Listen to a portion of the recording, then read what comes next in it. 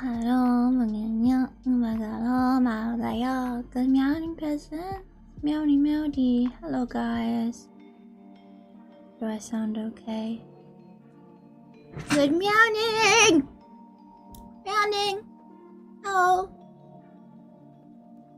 I'm in my Halloween clothes today. Do you like my costume? I'm a pumpkin witch. Yeah, it's very spooky. Hi Kia. Is everything okay where you guys are? It's been really scary with the tornadoes and stuff, right? Hurricanes? I don't know. It's all the same thing to me. With all the natural disasters, is everything good? I heard that there is power back, so that's good. Really spooky. That's not the kind of spooky we were wanting for October, though. We want the other kind of spooky, like monsters and stuff, not tornadoes.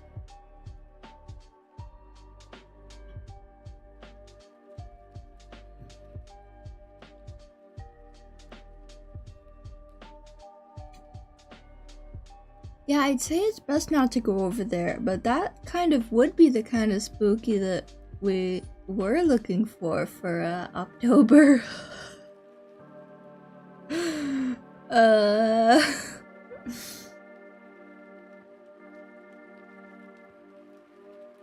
Wow, that's yeah. That's messed up. That's messed up. Homemade decorations. Biodegradable. But at least you're okay.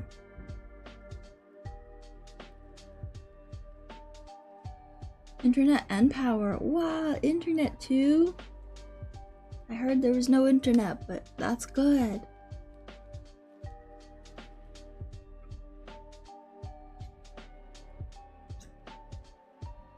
Sanity did not survive. Yeah, that's... Man, that's scary. That's messed up. That's... Wow.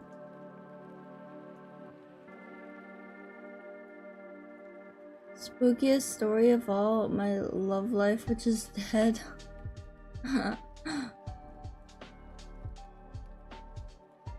Am I?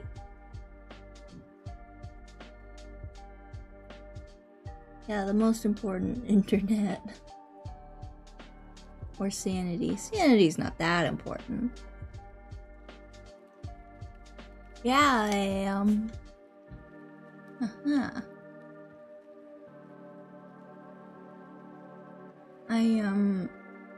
At the grocery store, it's really rare to find like cheap nuts and like dried fruits and stuff for like a good price, but at the grocery store right now there was like little containers of mixed dried fruits and nuts and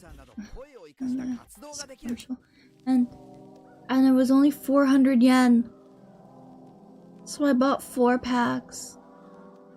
Stock up, you know? It's not that common to find that stuff for so cheap. So I bought 4 packs and I've been eating them for days. I've just been snacking on them all the time. God, I love dried fruits and I love nuts. But we all know how much I love nuts.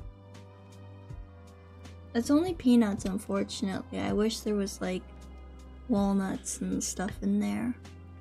Pumpkin seeds would be really nice too.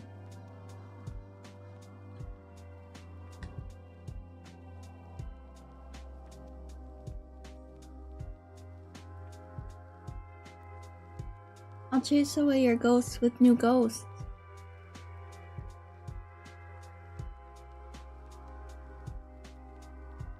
But yeah, I've been living off dried fruits and nuts. It's really good. There's like a really rare apple slice dried apple slice. There's like, I've been finding one slice in each container so far, and it is the best. I want to eat dried apple every day. The texture is it's spongy, and the flavor is like candy. It's so good. Oh, it's so good. I savor that one slice of apple. It's so good. You guys ever had dried apple? It's not like crunchy, crispy. It's like spongy, soft. God, it's so good. Yeah, it's like edible styrofoam. And it's not great? What do you mean? It's the best! It is the best. It tastes like the sweetest candy. It's the best flavor. Like cotton candy. But anyways, there's also dried orange peels. With little orange slices in it too. There's lots of orange. The orange is really strong. So what I've been doing is putting it in my hot drinks. I've been making hot chocolate and I put a bunch of the orange slices in it, and that's really yummy. I put a bunch of the orange slices in my coffee today. I really like that. I want to get chocolate and melt chocolate and like coat them in the chocolate. So I love chocolate covered orange peels. Gifted to family and apple was not great. Oh no, that's so sad. But man, I love dried foods. Is the best. I see people making them here, like outside their house. They'll have these like baskets, kind of thing, like layered baskets, and like knitted, right? And they're just like hanging outside their door, and then you like put stuff on all the layers and they dry out in the sun. And I kinda like, I want that. I want to do that. I wonder if I could dry my own apple slices that way. It'd be so good. I kind of want to try that. This was like freeze dried? Oh yeah, I don't think freeze dried. No, that's not really. That's different. That's very different. Like proper dried, you know? Ooh, dried mango? Yeah, there's banana chips in this. There's lots of banana chips. I love banana chips. Dried mango sounds amazing. There's also like the rare, so the containers are mostly banana chips, raisins, and peanuts, and orange peels. Or I guess it's mikan. And then there's the rare apple slice, and then there's rare little like pineapple and something else. I think it was mango. And what's the one that's kind of pink? That's like my favorite one, but I don't know what it is. No, I don't know. And then some cranberries too, which is amazing. I love dried cranberries.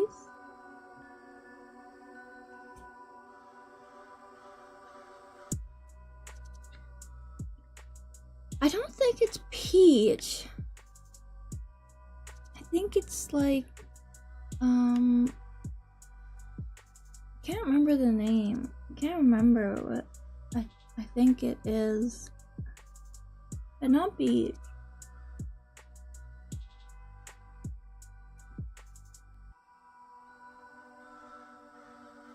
Oh no, not like raspberry. That does sound interesting though. But they don't eat raspberries here. No.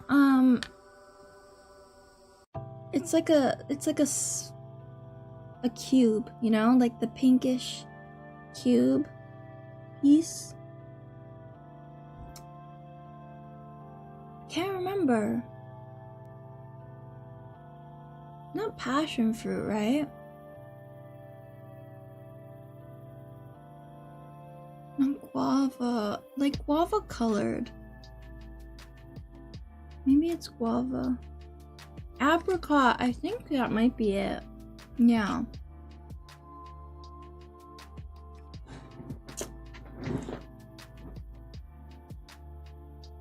I think it might be apricot. Maybe. That sounds really familiar. As like an ingredient in the old trail mix that I used to eat in Canada. So that might be it. Unfortunately, the pineapple is not very good in these. And pineapple is usually one of the best pieces, like the white, right? So good. But it's not very good here. Not in these packs. But I wonder if I could buy one of those net thingies and dry fruits myself. I wonder if it would work though, because I don't have like an open space to hang it in the sun. I have a lot of covering on my balcony, so it might not work. Because you need like sun, you know?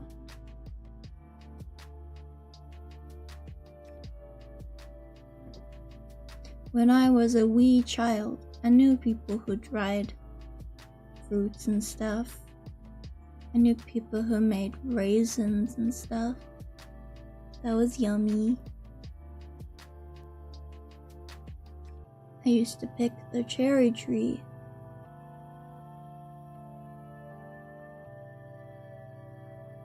I love cherries.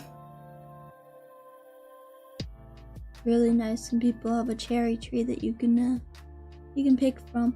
I had an apple tree, and my grandma would make pie out of it. I would go climb up the tree and collect the apples, and then she would make pie.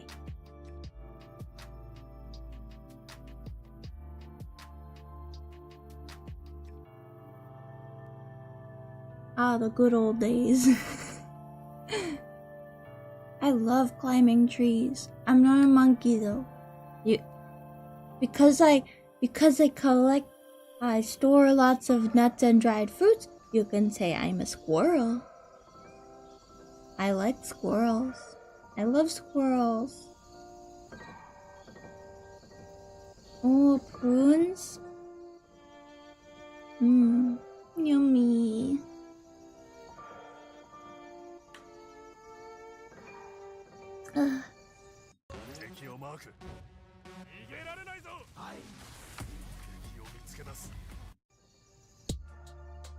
I'm currently eating my breakfast, but y'all are making me hungry. I'm eating my protein yogurt. It's lemon.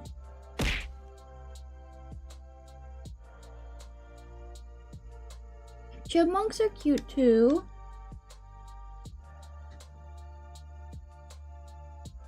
Please stand. Oh, we have to please stand. Oh, there's... What? Okay.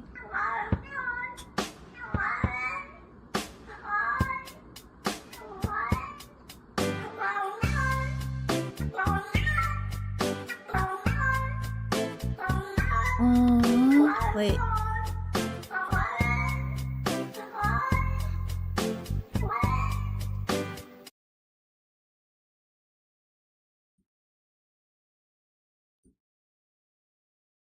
I'm trying to fix it.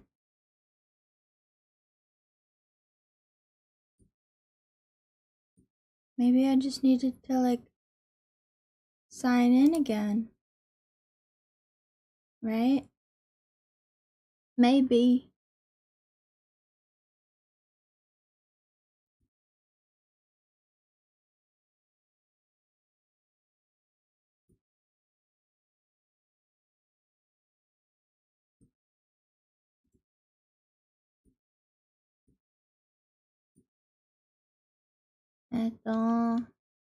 Where's Meow Meow? Meow. Why do I even have to wait for timeout? Meow meow. Meow meow. Meow meow. Meow meow. Meow meow. Meow meow. Meow. Whoa. Meow meow. Meow meow. Meow meow. Meow meow. Meow meow. Wow wow. Wow wow. Meow.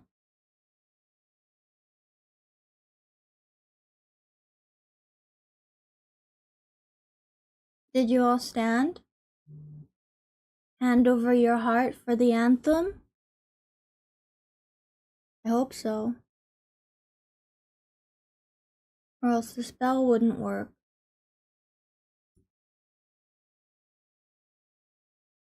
Okay, I think that should be good enough. That should work.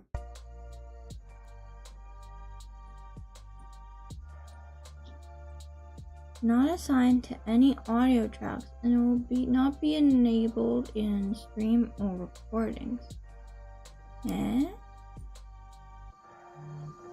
Why? Why is this happening? How come? What is the reason? Maybe that will fix it. Maybe. No. Wait, no. That was something else.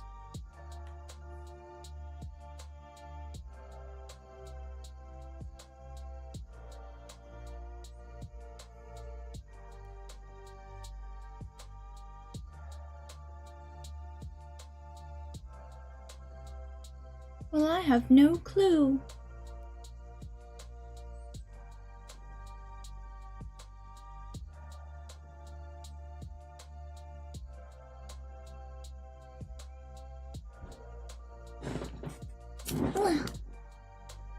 And let me finish my yogis.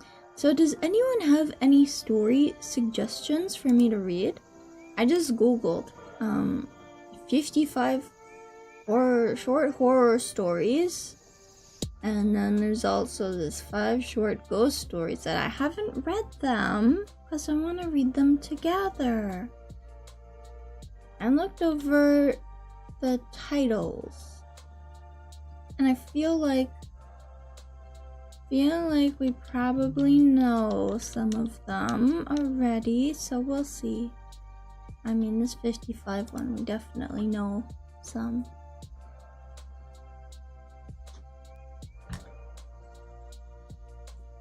But if anyone has any story suggestions, throw them at me. Gently.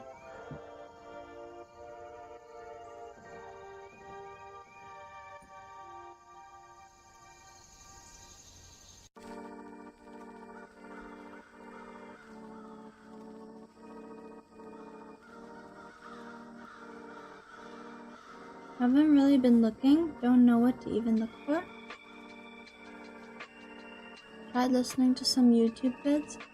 The thing is, I listen to so many YouTube videos of like reading scary stories. So I probably already know most or all of them.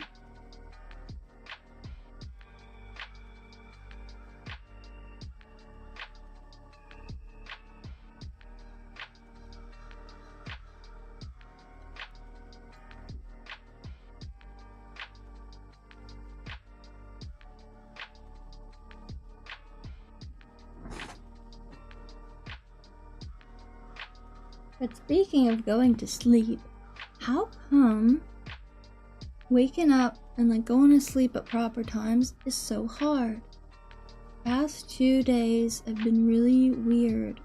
Like 2 nights ago, 2 nights ago, I went to sleep around 1, which is still like a couple hours earlier than usual, so that's pretty good.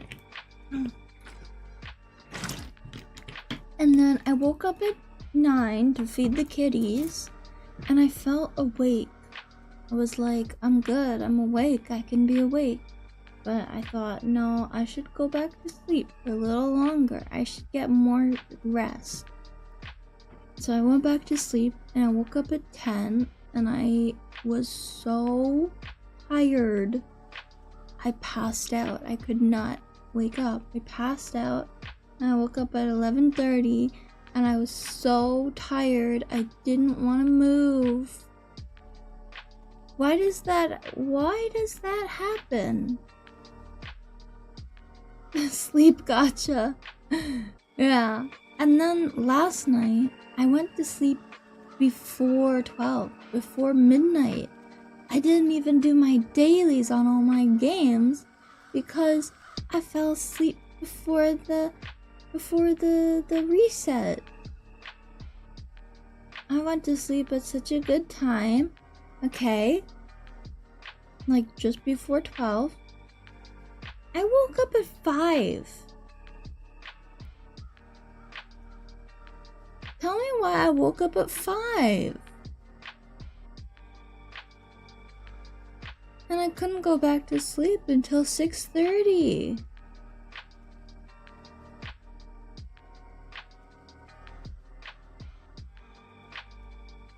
How come when I go to sleep at decent times, I wake up at ridiculous hours? And then I have just awful sleep. And then I woke up at 10:30. And man, I'm so tired.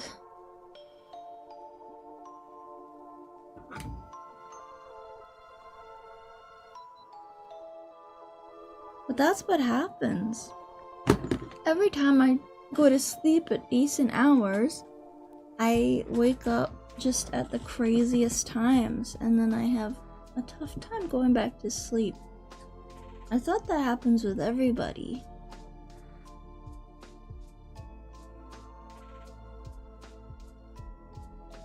Like, why is it like that, you know?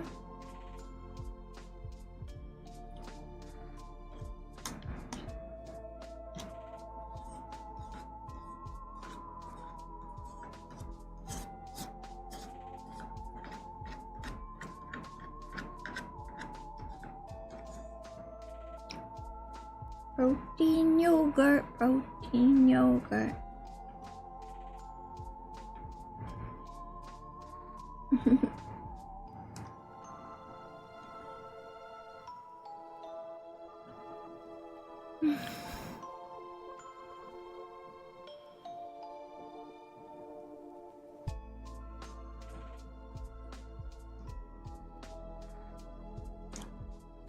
Because you have sleep debt. And you have to repay the sleep debt. You're gonna have to sleep a lot to repay your sleep debt, probably.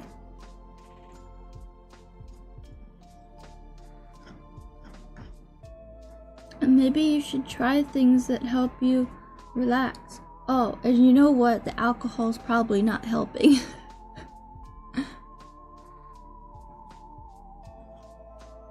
Just a thought.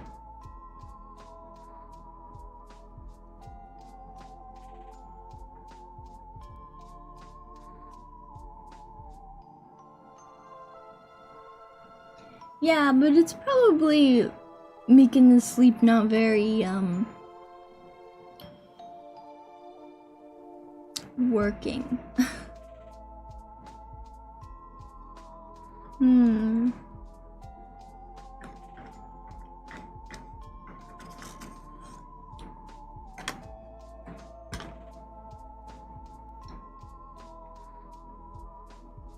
I also have a beverage that helps me relax. It's called Relax Time. It's a new beverage in Japan. And one of my favorite artists does the art on the can. I get it when I'm really stressed out, and then it helps me like chill, and then I have a nap. It tastes good. It puts me to sleep.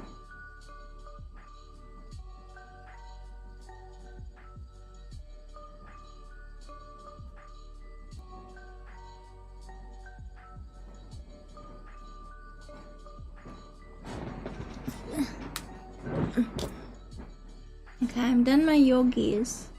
I'm gonna finish my coffee now.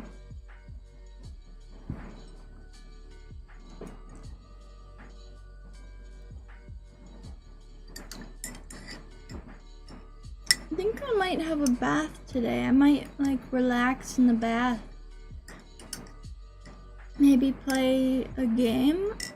Ooh, you know what? I'm feeling like today I feel like charging my 3DS and playing Animal Crossing in the bath. I think that sounds like a good afternoon. Playing Animal Crossing in the bath with a hot chocolate sounds really good. Also, thank you! This is my Halloween clothes. Is it spooky? I love bath games.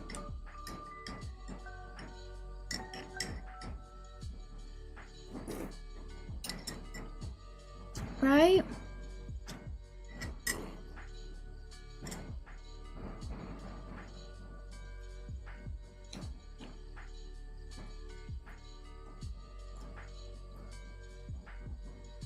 I'm eating the orange peel.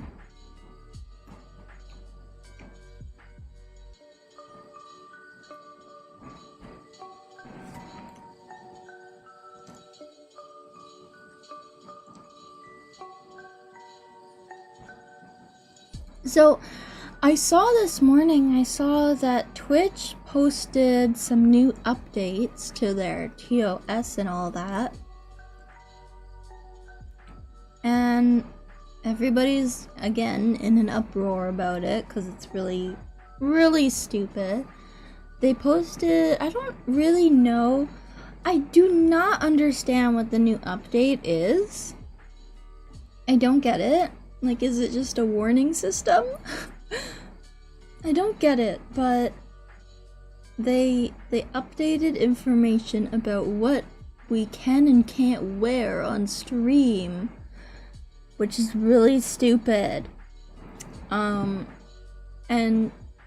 just the dumbest one, the dumbest note on it being that you can't show, you know, boobies and bum and hips. You can't show hips and whatever. But you can't show any of that kind of stuff, and you can't wear sheer fabrics if you're a real person or a VTuber model. But you can totally show all of that if it's an in-game character or what's it called? The virtual thingy. What's that called? The headset one, the VR space? What is that? What it's called? VR chat. Or if it's a VR chat model. VR chat models are allowed to show everything, and it doesn't count. All of that rule doesn't count to VR chat models. So does that mean that any 3D model that could be used in VR chat can legally show hip and everything? Because this model can be used in VR chat.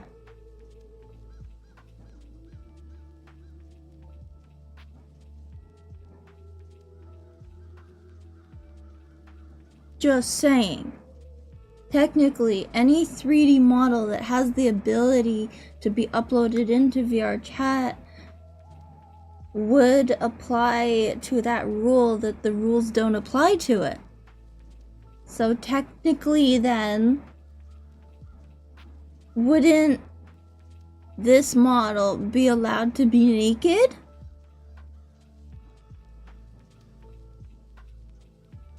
I literally can, like, one of the options in VRoid Studio is download for VR chat. It's the same model.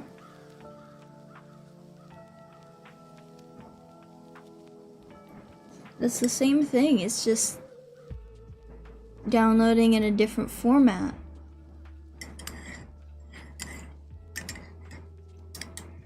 But, like, this model could be in VR chat, so does that mean that the rules don't apply to 3D models that have the ability?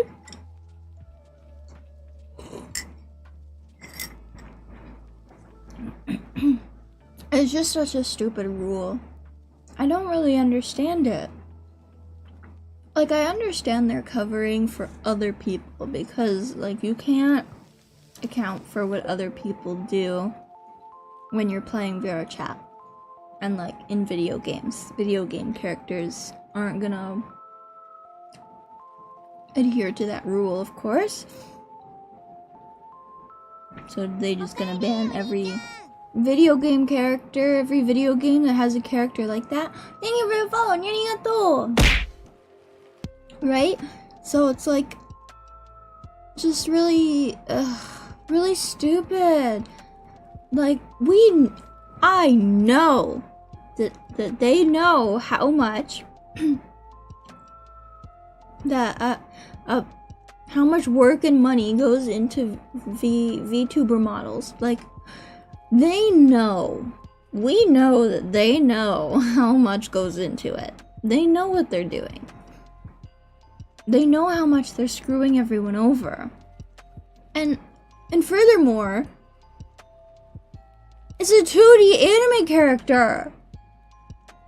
Who at the company is so screwed up that they can't even have 2D anime characters showing off their hips?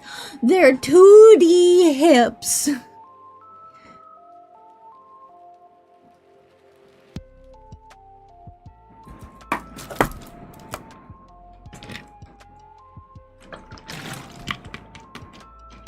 Right? It should be fine for a 2D character. I can understand if they kind of, instead of like overall judging us, right? If they looked at specific people and was like, okay, this 2D character is way too detailed, right? Way too like over sexual for the platform. Okay, but if just somebody has their hip showing and the rest of it's fine, like, that should be fine, you know?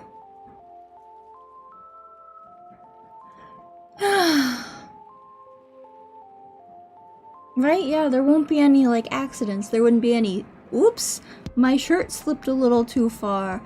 Can't happen. It's impossible.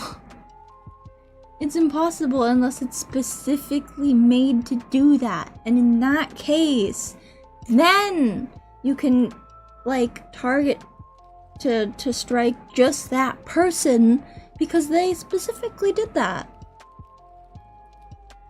However, you know, real girls with real physical body parts and real clothes that can just, whoops, pop off, are still allowed to stream showing everything, even cameras pointed directly at their butt, just because they say, I'm in a swimsuit. Huh? I think they're on the wrong platform, personally. Put the rule forward so they could get rid of people they actually had issues with and point to the rule rather than giving no reason. Yeah, but they're screwing over literally everyone. IRL streamers get away with way more than 2D avatars. Which is crazy. That's nuts.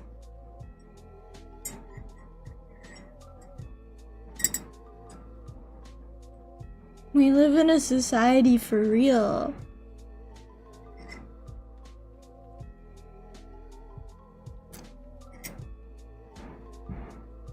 It's literally a drawing though.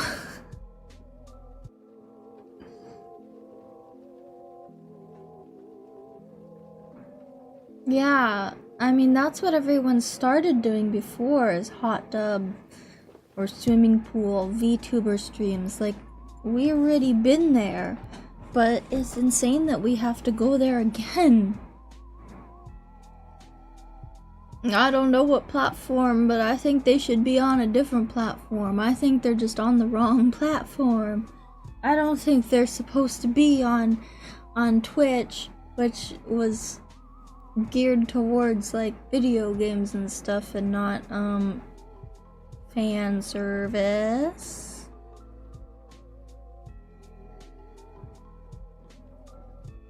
Isn't that kind of what Kick was made for? Kick was like IRL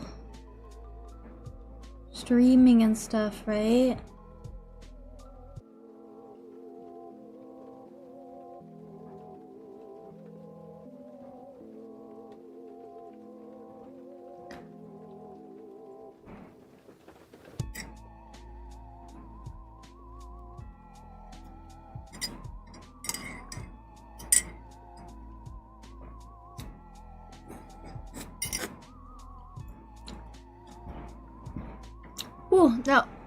That orange peel is strong.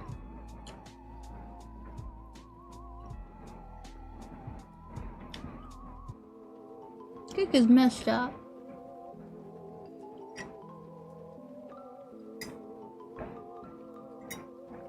I have only heard bad things about Kick. Like, not about the platform itself, but about like the people on the platform. I've only heard bad things. I've only heard about like messed up people being there, doing messed up things.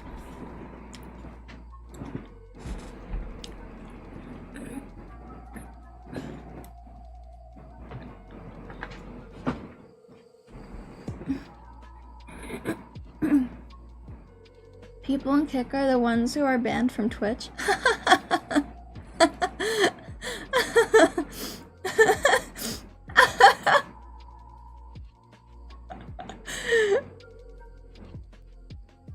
Kick is basically like Australia.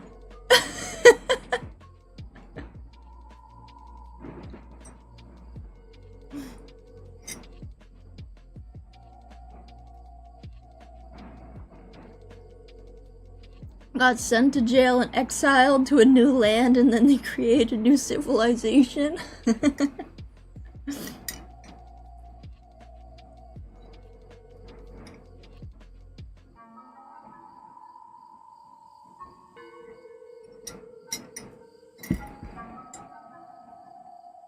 Even they ban the worst? That's crazy.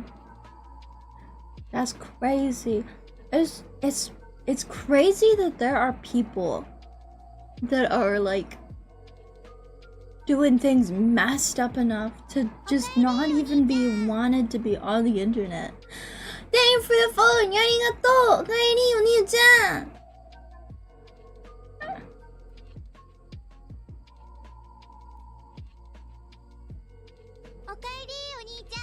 Ah, Kaeri, oni-chan. Hello. Hi, thank you for the follow. Hole 64. Nice, good number. I like that.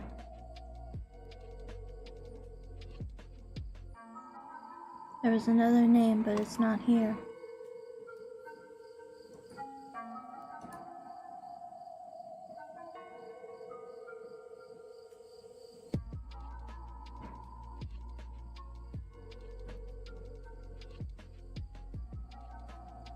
Guy that crashed his sports car with his friend inside and had his bleeding friend record him. He wasn't injured.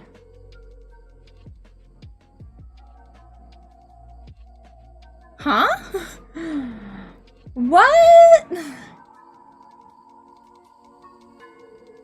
Yeah, there's people are doing too crazy of things for like attention on the internet. Ah, hello! Okaeri, Oni-chan! Thank you for the follow.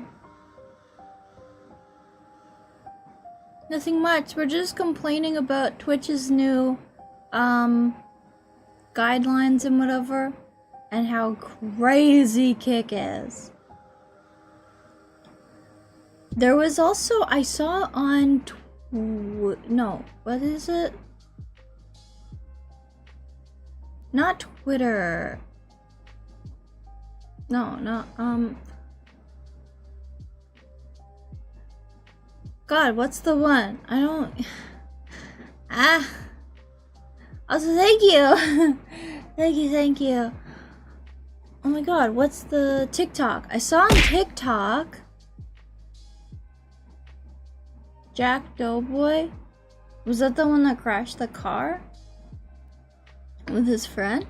I wonder if that's the same one that I'm thinking of, that I saw on TikTok. Of the guy who crashed his car into a, I don't know, McDonald's or whatever it was, and then got arrested, and then got on like house arrest or whatever. He had like the leg band, and then he was like, this many likes and I'll cut my ankle monitor, and he did it, and it was, I don't remember the whole story of like everything that he did, but he just did so many crazy things in a row on live for the views, and I don't know, I feel like some people just shouldn't be allowed to have internet. Some people, like, you can't be doing dangerous things to like harm others, you know? Like, don't crash your car into a building. Don't do that. Do things to harm yourself, sure, I don't care. But don't put other people in the way. Don't put other people's property in the way. Not so savory characters on the internet. God, it's so true. And it's crazy just doing it for the views, doing it to get a little bit of fame and recognition. It's messed up.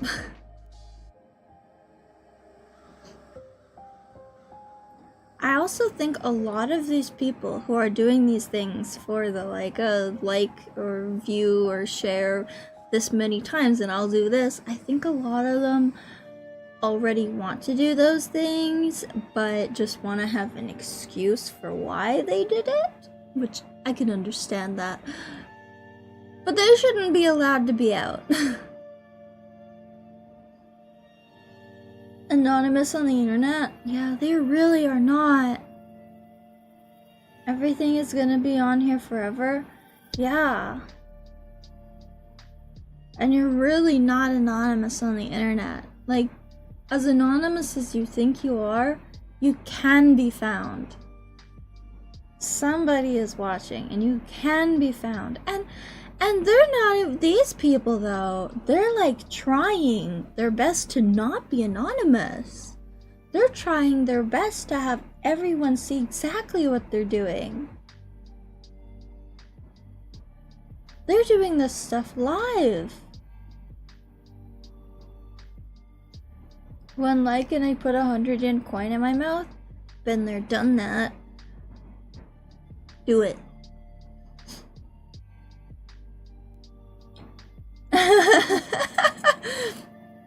If I put a coin in your mouth, does gum come out the other end?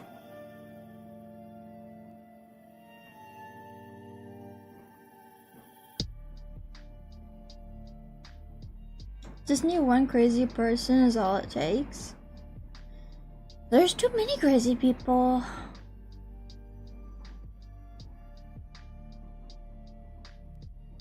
Jesus is always here. Jesus is always with us in our hearts and in our chats.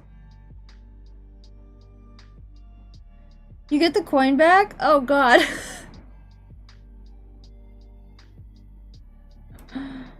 Lost all their Twitch? What? Wait. Someone who started streaming on Kick and lost all their Twitch watchers. They were dual streaming and lost. Wow. Because they were doing like radically different crazy stuff on Kick and the Twitch people weren't into it. When it's your turn? Oh god.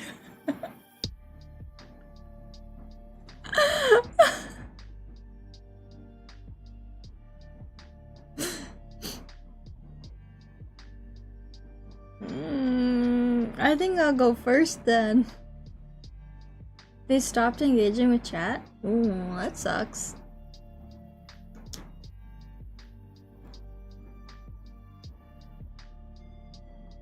Maybe I'll just talk to my YouTubers and I'll ignore all of you Twitch.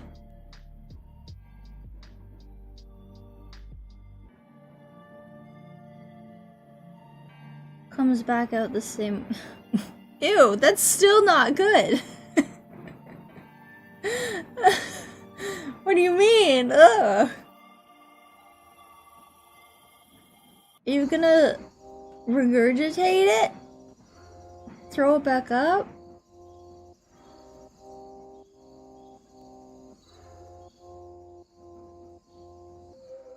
They play FPS and barely can engage anyways.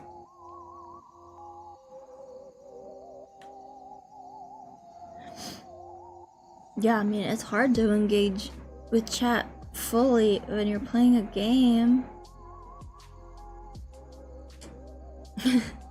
Fine, so you're just gonna put it in your mouth, lick it, and then spit it out? I'd still like to go first. Chat, hydrate!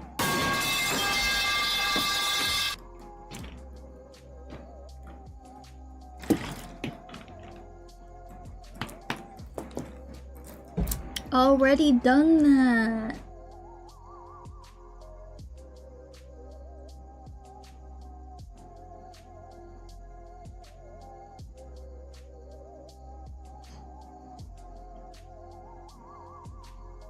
Mouth is kind of coin slotty.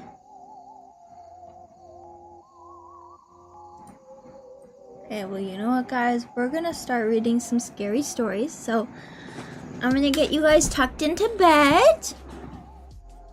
You guys get all snuggly, get tucked into your beddies. Get comfy and cozy. Okay?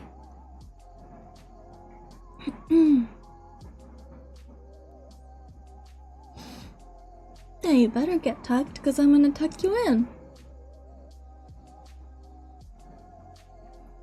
Is everyone getting into their bed?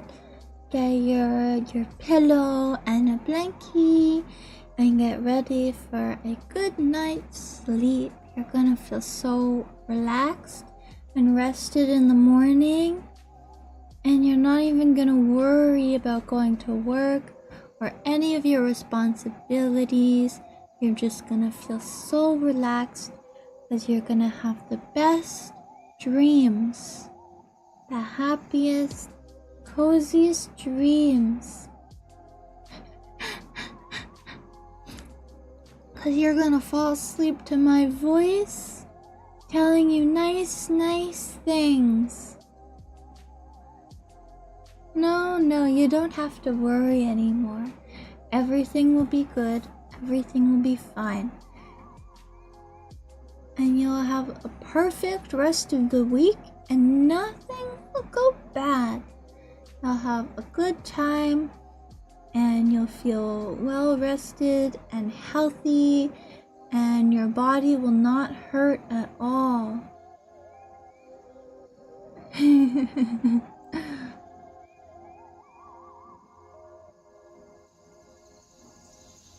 So everybody get into your bed and grab your favorite stuffed animal.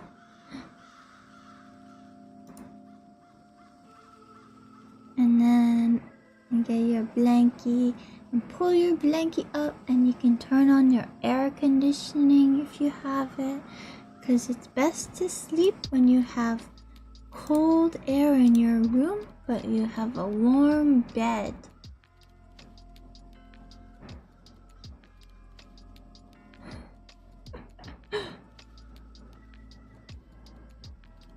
Yeah, let's do an ASMR meditation guide. I can do it.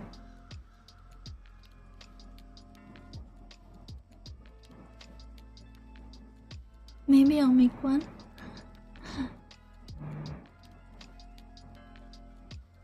No, you will not ache anywhere. You will not ache anywhere because while you're sleeping, I will tenderize your whole body like meat.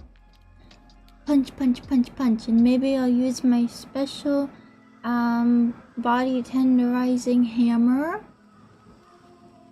And then you will feel so soft and mushy everywhere.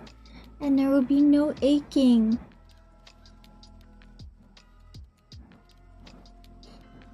You're all getting comfy in bed and ready for sleepy times.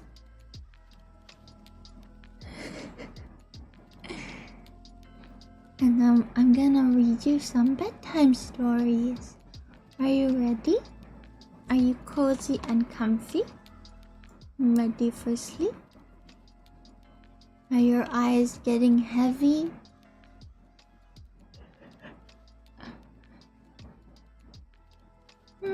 I might bread you. Like fish sticks.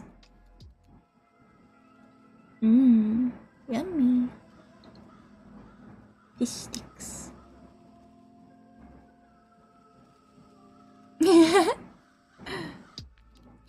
You know, like we tenderize you and then we roll you up in your blanket like a breading, and you'll be like a fish stick.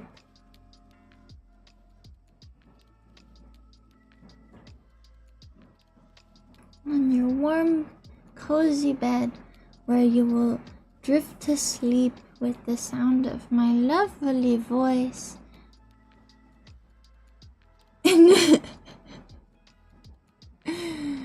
And you will have no more worries. Tartar sauce, yummy. Oh, I prefer ketchup on my fish sticks. I prefer just ketchup. I am child. I am 5.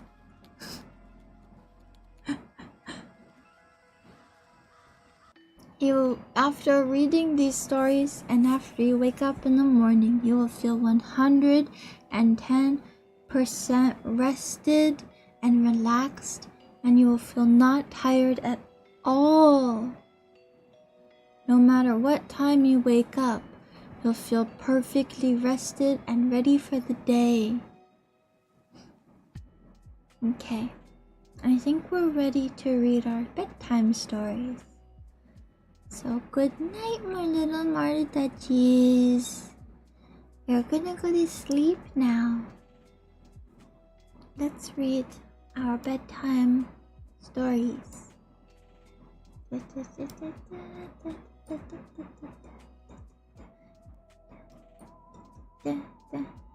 If I'm reading in the middle of a story and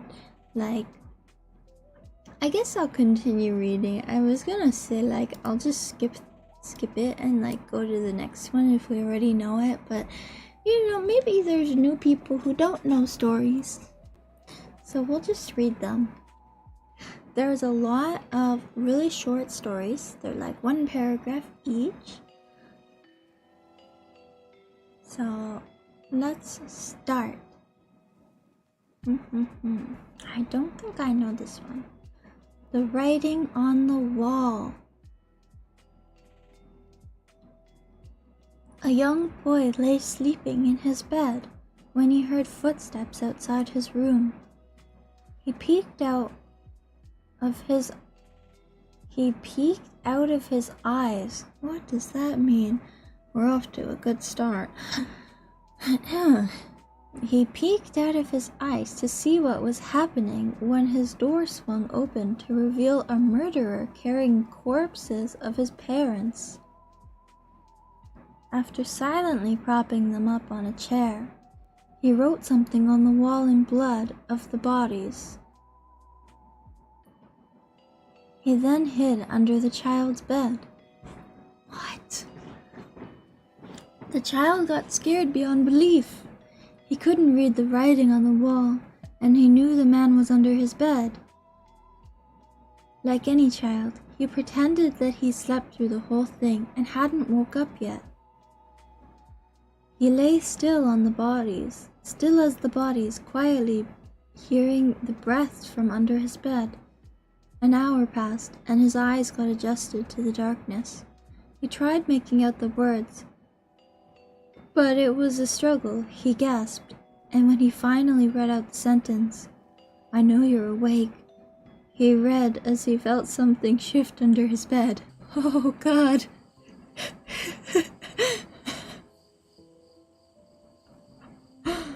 What? That was a messed up story. What? Okay. What?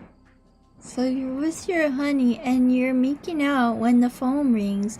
You answer it and the voice is, "What are you doing with my daughter?" You tell your girl and she says, "My dad is dead." Then who was phone, Kay? Spooky.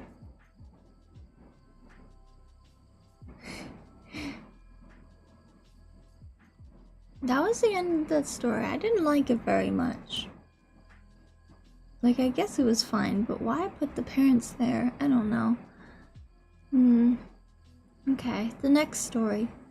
Blurry. I got my first pair of glasses last week. My parents didn't think I needed them at first, but the doctor said that there was something wrong with more than just my eyes that was apparently pretty common, and that I needed specially prescribed glasses for my own good. What? He said that many people were never given the chance to see what I would, so I was lucky to get them.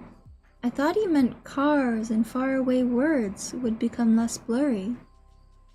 But over the span of a couple of days, many more things have become more clear. I started seeing nightmare creatures all around. I've never seen them there before, like in the corners of my room and in darkened parking lots. I took my glasses off for the first time today, and let me just say it's amazing how quickly demons and creatures turn into trees and shadows. I know I'm not seeing the truth, but I'm a simple person. I'd rather things remain blurry, just the way it is for everyone else.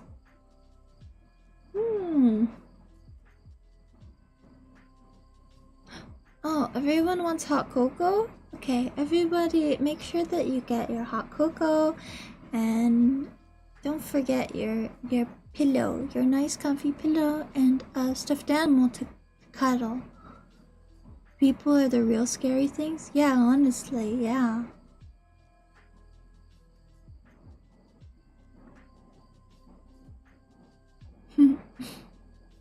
Would you, if you had the option to wear glasses that let you see all of the demons around, would you wear them, or would you say you don't want them?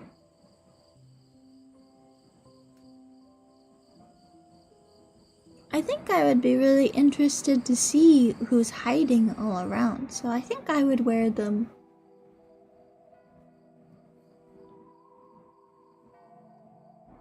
Yeah, because then maybe I could make friends with the nightmare creatures. Seeing as I am a nightmare. No, wait, I am a good dream creature. Not a nightmare. I am good dreams. They might be, yeah. I think I would make friends with them. because then I would have more friends who are just all around.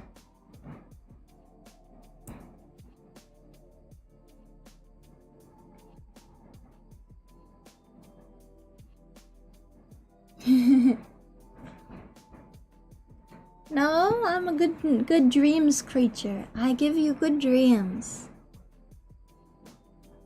Not nightmares. I make you feel so well rested and full of energy.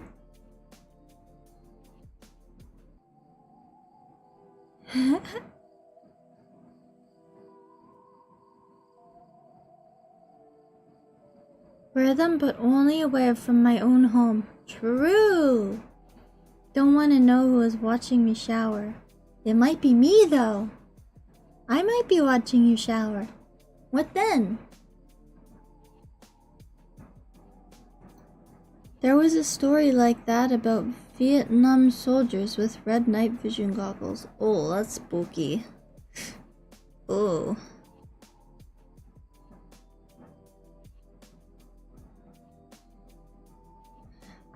I think I would. Yeah, it's kind of spooky if I were to use them at home.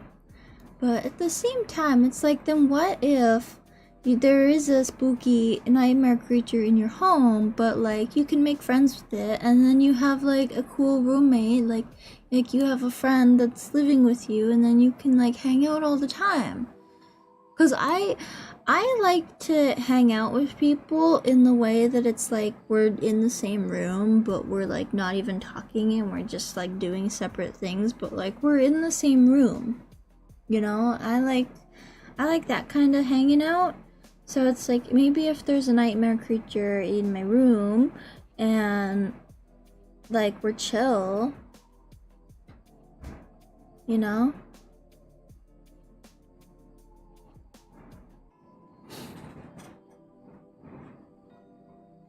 Raise up the demons at home. Read a whole book on stream? I consider it. If anyone gives me a good book to read on stream, or I could read my favorite book to you guys. I told you last time, Battle Royale is my favorite book. Although I don't have the physical copy with me right now. It's in Canada in my storage unit. But yeah. No. No, dude. Pretty scared. Apparently they lost their minds.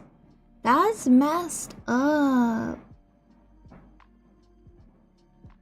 But I feel like that's like the dead people, right? The one, like, not demons, but like dead people that they murdered, kind of thing.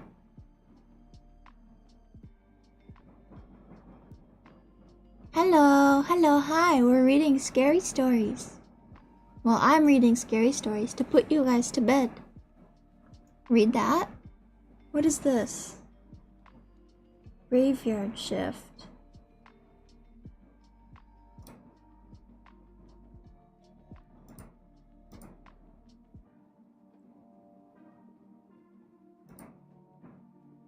What? This is long. Heck, really? Should I read this one? I mean, I will. It looks like a good length. Let's read a couple more short ones. And then 13 pages is a lot of pages. I'll read a couple more short ones and then we'll read that long one.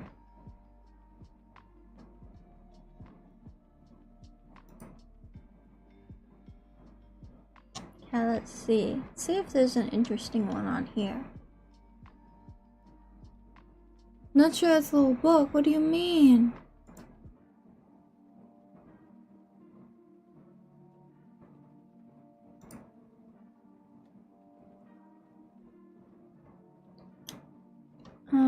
Okay.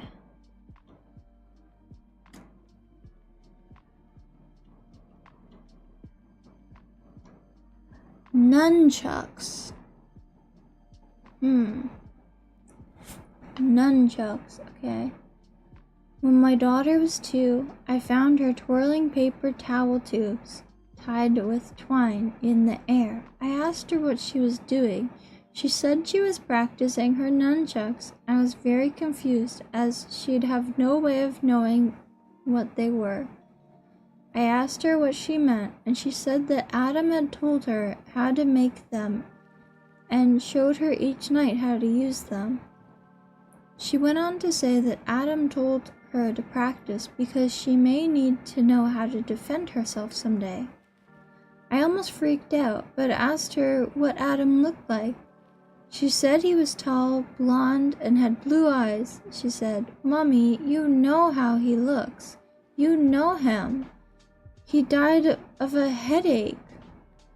I had to leave the room. You see, 4 months before she was born, my tall, blonde, blue-eyed martial arts pro friend had died of a brain aneurysm at the age of 27. She had not spoken of him since that day, so I'm not sure if I scared her with my reaction or if she had completed her lessons. What?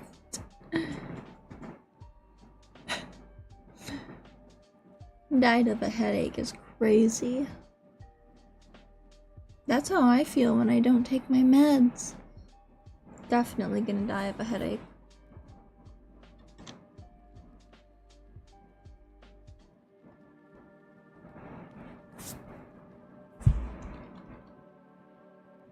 Oh, the ghost at home. This is what we were talking about.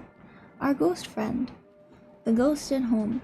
Last night, a friend rushed me out of the house to catch the opening act at a local bar's music night. After a few drinks, I realized my phone wasn't in my pocket. I checked the table we were sitting at, the bar, the bathrooms, and after no luck, I used my friend's phone to call mine. After 2 rings, someone answered, gave out a low raspy giggle, and hung up. They didn't answer again. I eventually gave it up as a lost cause and headed home.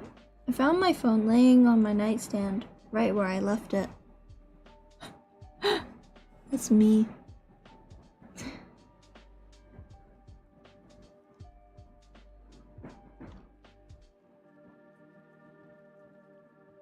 Okay, I want to read this other short one.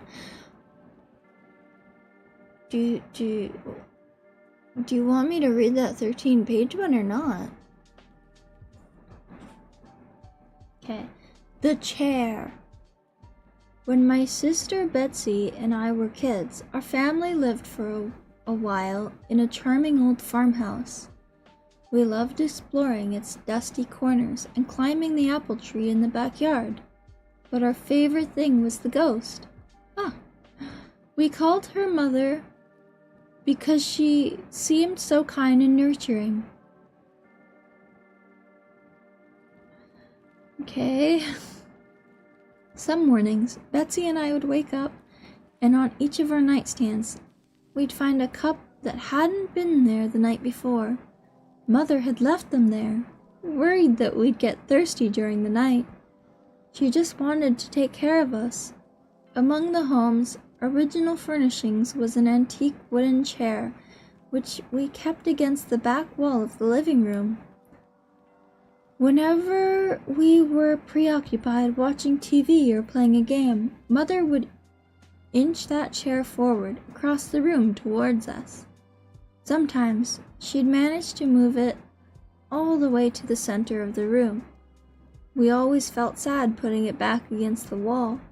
Mother just wanted to be near us.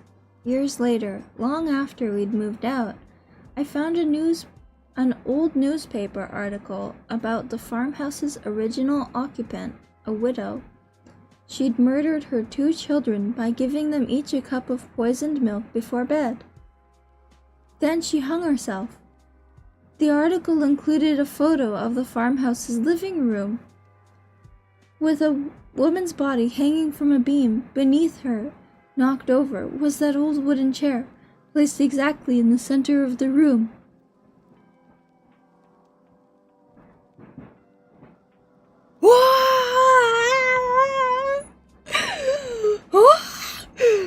That one. Oh my god. I like that one. Whoa!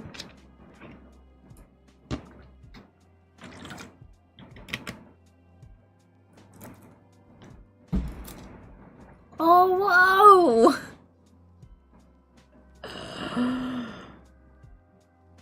But I would not name a ghost mother. I wouldn't name a ghost mother. Ah! Whoa! And leaving the kids poison milk and leaving these poison milk? Whoa! That's messed up. And then moving the chair to the center of the room where she died.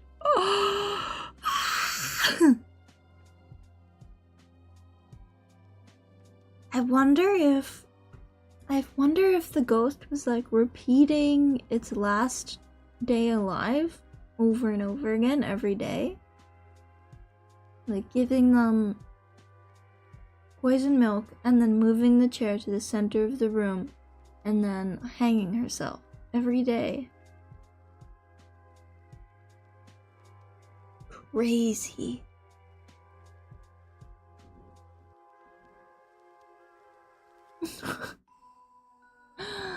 Why? No, I don't want him to be dead. No, he's not dead. He's not dead. No, he's not dead. Okay, so Pi wants us to read this 13-page Stephen King book. Yeah, killing herself every day. Like, replaying the last day of her life over and over again as, like, punishment. I feel like that might, like, if ghosts are real, I feel like that's what they would do. You know? I feel like they would have to replay their last day over and over.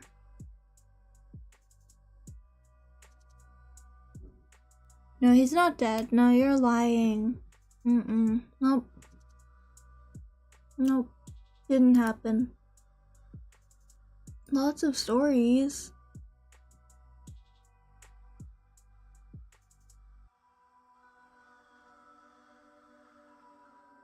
"307 pages?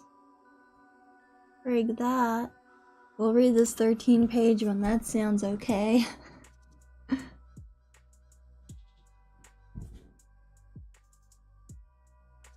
Okay. Graveyard Shift, which sounds like it would be a really scary and good game in that Chinchilla series that we are going to play. By the way, I'm gonna buy the whole collection. It's on sale. I'm gonna buy the whole collection, and when I come back from my next Tokyo trip, which is in a couple days, we will play through a ton of them, okay?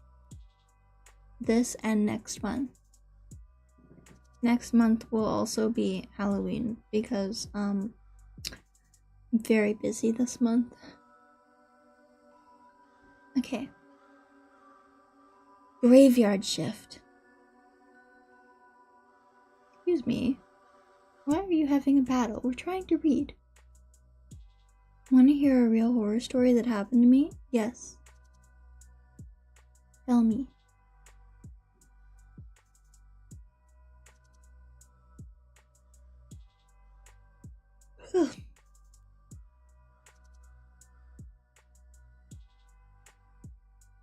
Tell me your tale.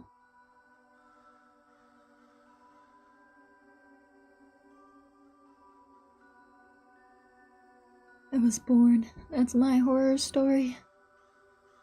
I was born and they refused to take it back.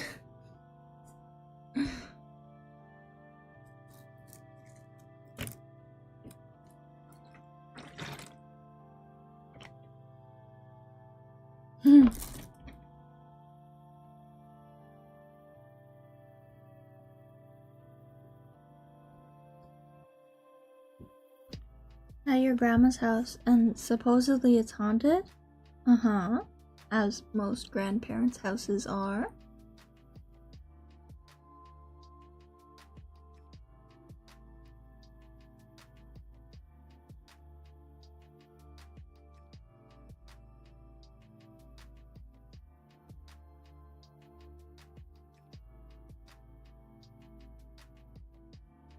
Why do grandparents be collecting, like, ghosts and stuff?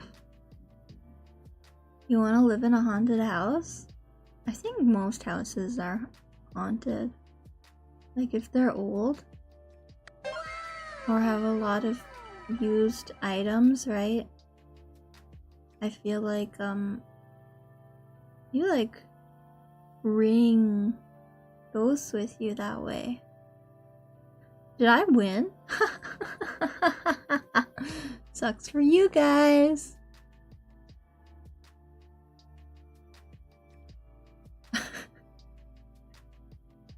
Shallow, you wish.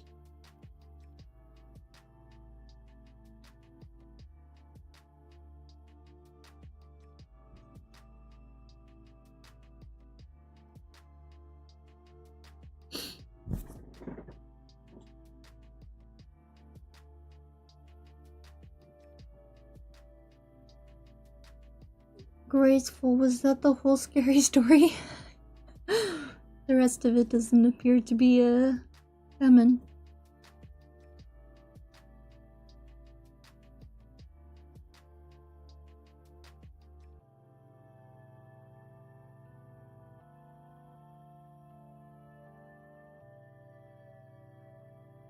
I guess I'll just read the story then. Okay. Graveyard shift. 2 a.m. Friday. I need to zoom this in. Oh, there you go. There we go. Need my reading glasses. They're in the other room. I should probably wear them. You're at grandma's house with your cousin, and they were debating if it was actually haunted, so we came up with an idea to go into the basement.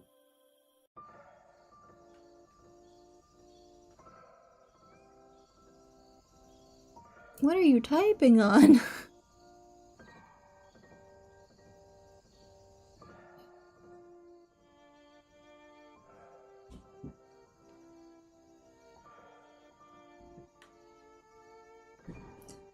Okay. 2 a.m. Friday. Hall was sitting on the bench by the elevator. Guessing Hall is a name. Hall was sitting on the bench by the elevator, the only place on the 3rd floor where a working Joe could catch a smoke. Okay, working guy.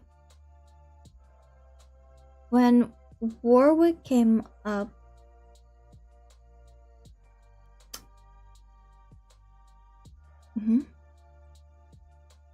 Warwick is the name. Okay. This is hard. An algae fridge.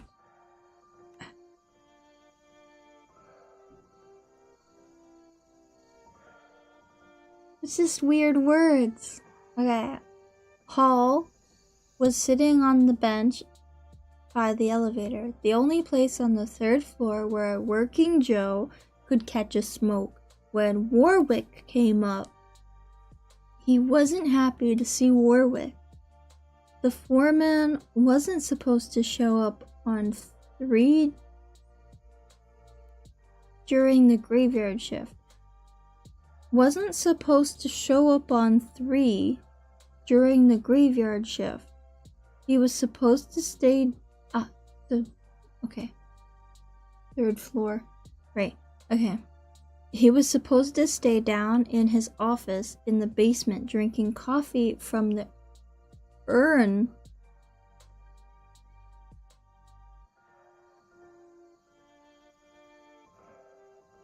Stay in his office in the basement drinking coffee from the urn that stood on the corner of his desk. Besides, it was hot. I don't think I like this guy's writing.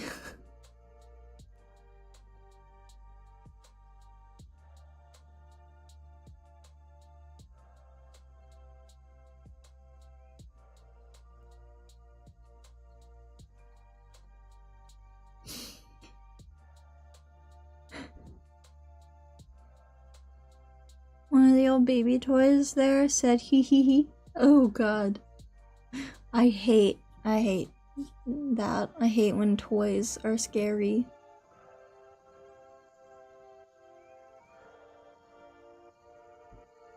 No, we'll read it. It's fine. We just gotta get used to this old-timey writing. It was the hottest June on record in Gates Falls, and the orange brush thermometer, just say thermometer, which was also by the elevator, had once rested at 94 degrees at 3 in the morning. Guys, is 94 degrees hot or cold? That's hot, right? Like way too hot? Because it's usually 30 here in the summer. 94 is like an oven?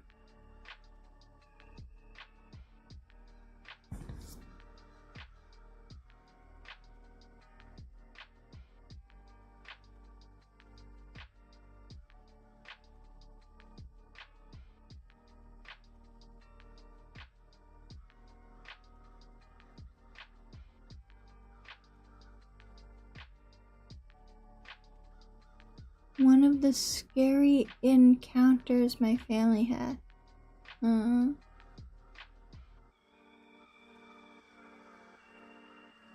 Okay, but I'm confused by this degrees though. I'm gonna assume that it's an oven. God only knew what kind of hellhole the mill was on the 3 to 11 shift. Hall worked the picker machine, a bulky gadget manufactured by a defunct Cleveland firm in 1934. He had only been working in the mill since April, which meant he was still making minimum $1.78 an hour, which was still alright. Man, when that was still alright. No wife, no steady girl, no alimony. Hey, it's kinda like you guys. He was a drifter, and during the last 3 years, he had moved on his thumb from Berkeley, college student, to Lake Tahoe, busboy, to Galveston, stevedore, to Miami, short order cook, to Wheeling, taxi driver and dishwasher, to Gates Falls, Maine, picker machine operator. He didn't figure on moving again until the snow fell.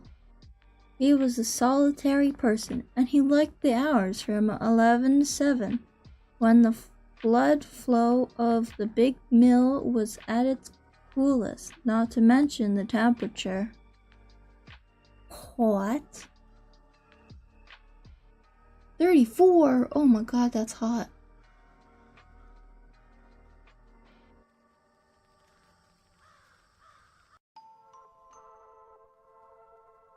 The only thing he did not like was the rats. Oh. Third floor was long and deserted, lit only by the sputtering glow of the fluorescents. Unlike the other levels of the mill, it was relatively silent and unoccupied, at least by the humans. The rats were another matter. The only machine on 3 was the picker. The rest of the floor was storage for the 90-pound bags of fiber which had yet to be sorted by Hall's long ear-toothed machine. They were stacked like link sausages in long rows, some of them, especially the discontinued Meltons and irregular Schlipes, for which there were no orders, years old, and dirty gray and industrial wastes. They made fine nesting places for the rats, huge, fat-bellied creatures with rabid eyes and bodies that jumped with lice and vermin.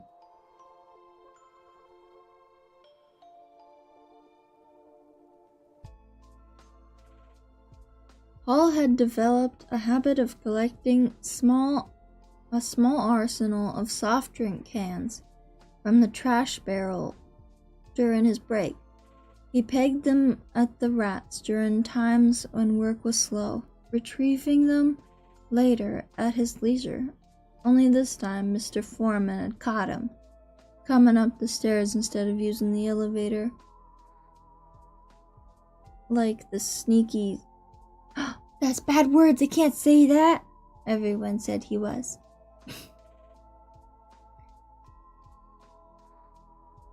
He pegged them at the rats. He pegged the rats with the cans. What are you up to, Hall? The rats, Hall said, realizing how lame that must sound now that all the rats had snuggled safely back into their houses. I peg cans at 'em when I see 'em.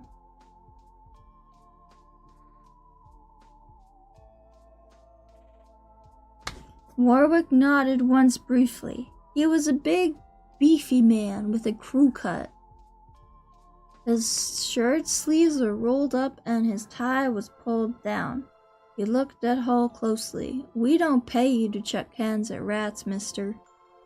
Not even if you pick them up again.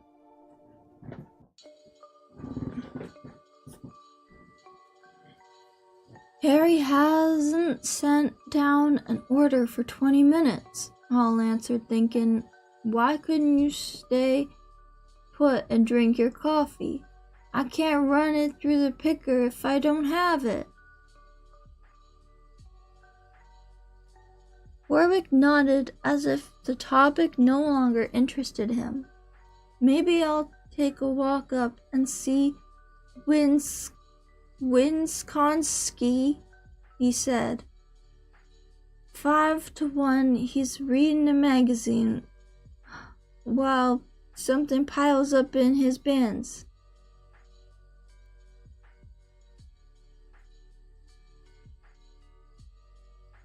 Did they? Hall didn't say anything.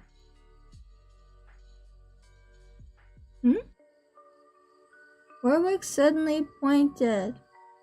There's one. The rat, I guess.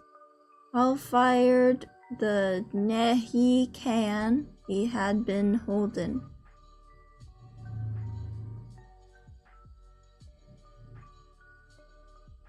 Isn't this by Stephen King? What do you mean?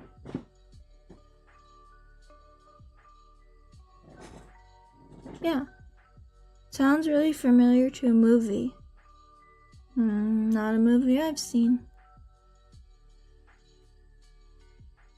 With one whistling overhand motion, the rat, which had been watching him from atop one of the fabric bags with its bright buckshot eyes, fled with one faint squeak. Warwick threw back his head and laughed as Hall went after the can. Came to see you about something else, Warwick said. Is that so? Next week's 4th of July week, Hall nodded. The mill would be shut down Monday to Saturday, vacation week for men with at least 1 year's tenure. Layoff week for men with less than a year. What? You want to work? What? Vacation week for people that worked a year and layoff week for people that didn't? Messed up. Hall shrugged. Doing what? We're going to clean the whole basement level. Nobody's touched it for 12 years. We're going to use hoses.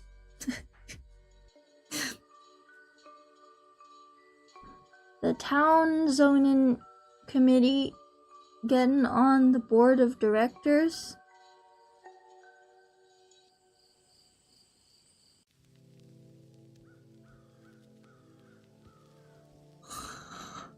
Ooh. I'm the board of directors. I'm just bored, really. Anyways, Warwick looked steadily at Hall. You want it or not? 2 an hour, double time on the 4th. We're working the graveyard shift because it'll be cooler.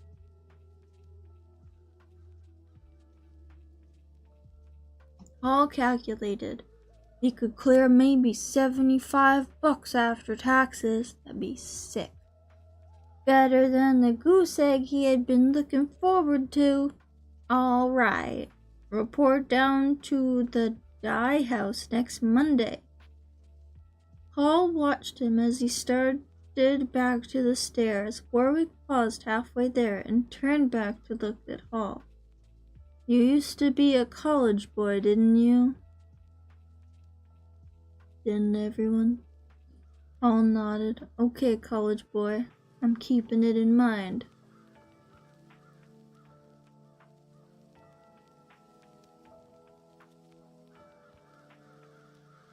So do y'all really like this story? Because it's kind of really long. And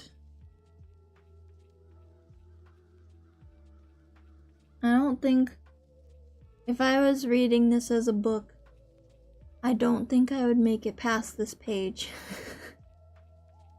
I think I would put the book down and throw it out.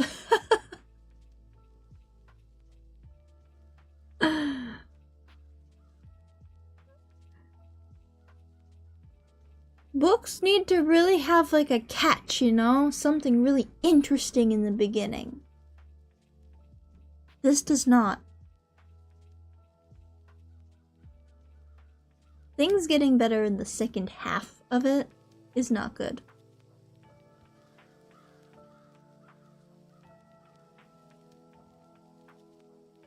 I've given up on trying to read properly.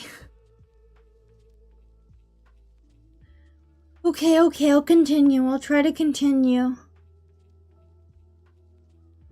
He left. Hall sat down and lit another smoke, holding a soda can in one hand and watching for the rats. He could just imagine how it would be in the basement. The sub-basement, actually, a level below the dye house. Damp, dark, full of spiders and rotten cloth and ooze from the river. And rats. Maybe even bats. The aviators of the rodent family. Gah! Hall threw the can hard, then smiled thinly to himself as the faint sound of Warwick's voice came down through the overhead ducts. Reed and Harry Wisconski, the riot act. Okay, college boy, I'm keeping it in mind.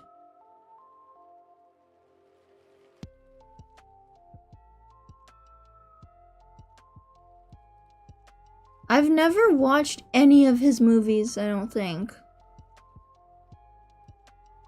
I don't think I've watched any of his movies or read any of his stories.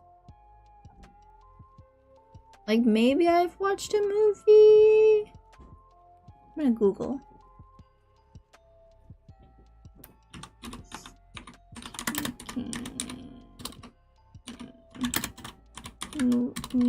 Movies. Oh. Let's see, did I watch any of these? Color from Space? No. Okay, what is this? Salem's Lot? No. Are these all his movies?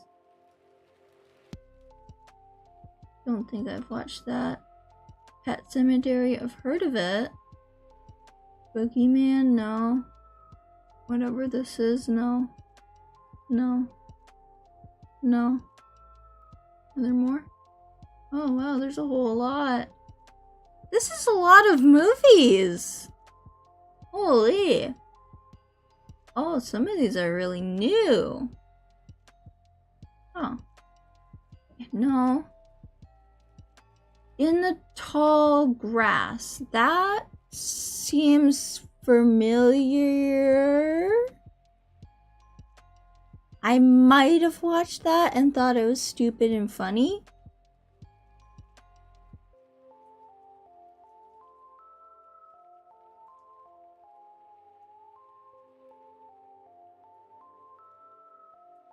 Wow. Okay, let's see. No, no.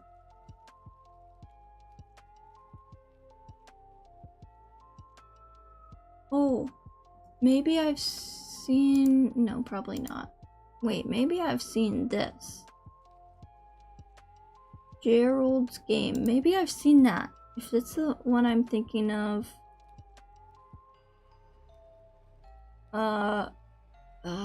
I think so. No. Wait, what? I can't tell. I think so. But there was a wolf. Was there a wolf in this one? Was she in a cabin in the middle of nowhere with a wolf? All I know is she was chained to the bed. And there was like horror stuff going on, like nightmares. I liked that one.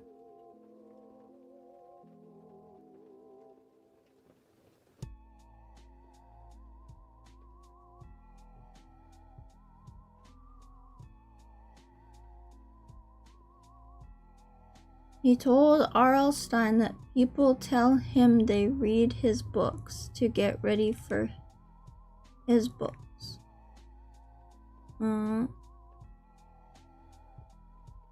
Don't think there was a wolf? There was... Okay, the one I'm thinking of, there was definitely a wolf. Oh! No, I think it is this one. I'm looking through Google Images. And like, I do see a wolf or a dog or something. I think it is this one. But I don't remember this bald man. I'm not done the first page yet, but I'm like trying to look through his movie list and see if I recognize anything that I've seen. I think that I've seen this one. I don't know. I'm not seeing things that I recognize from it, but like Girl Chained to Bed. I remember that. I liked that one. Okay, let's keep looking. It, haven't seen. The Dark Tower, no. Big Driver, no. Mercy, no. Good Marriage, no. Carrie, no. Bag of Bones, no. Roland's Cadillus, no. Children of the Corn, no. The Mist, no. Maybe? No? Maybe? I don't know.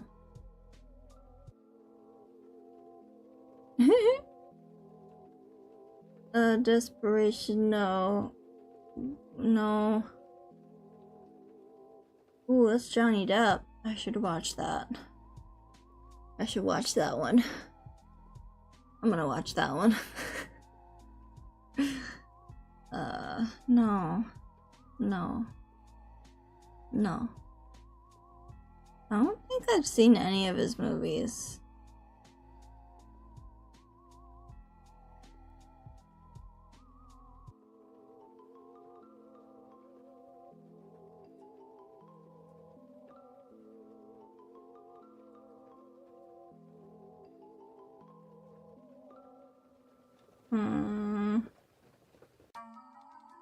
There's a lot of corn children. Anything with Deb? I want to see it.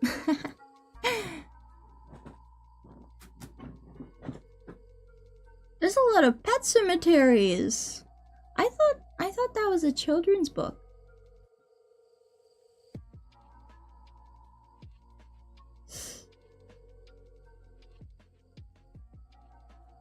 I don't remember if I've watched that.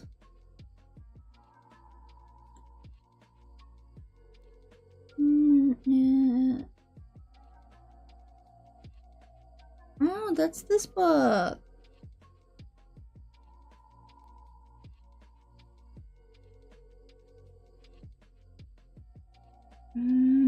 Jesus, there's so many pet cemeteries.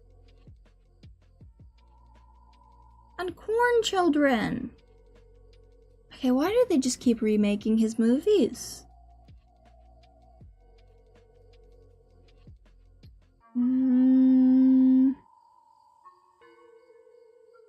Okay, you know what? I don't think I've seen any of these. Well, I think I've seen 2 of them. One of them that I liked and one of them that I didn't.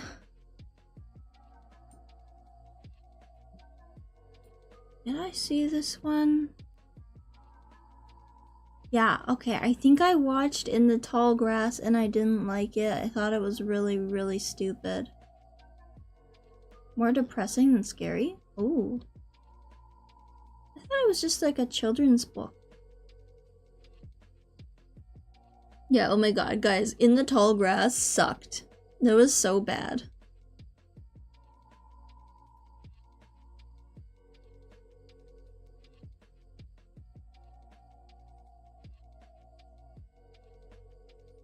I did not like that. Okay.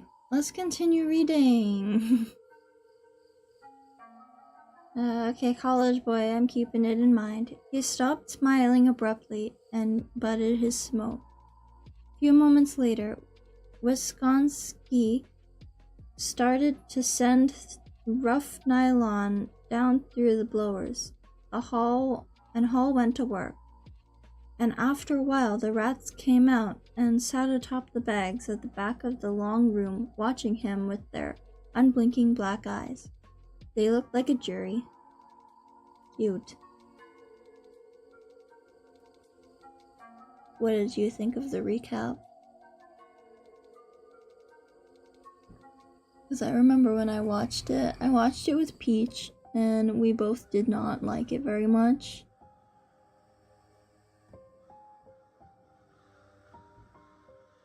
"11 p.m. Monday. There were about 36 men sitting around when Warwick came in wearing a pair of old jeans tucked into his high rubber boots. Hall had been listening to Harry Wisconsin, who was enormously fat, enormously lazy, and enormously gloomy. Yeah, it was mid, right? It was mid. "It's gonna be a mess," Wisconsin was saying when Mr. Foreman came in. "You wait and see. We're all gonna go home. Blacker midnight in Persia." "Okay," Warwick said. "We strung 60 light bulbs down there, so it should be bright enough for you to see what you're doing, you guys."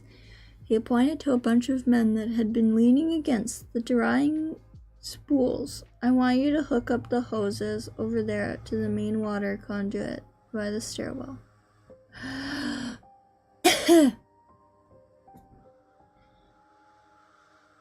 "You can unroll them down the stairs. We got about 80 yards of each man. And that should be plenty. Don't get cute and spray one of your buddies, or you'll send him to the hospital. They pack a wallop.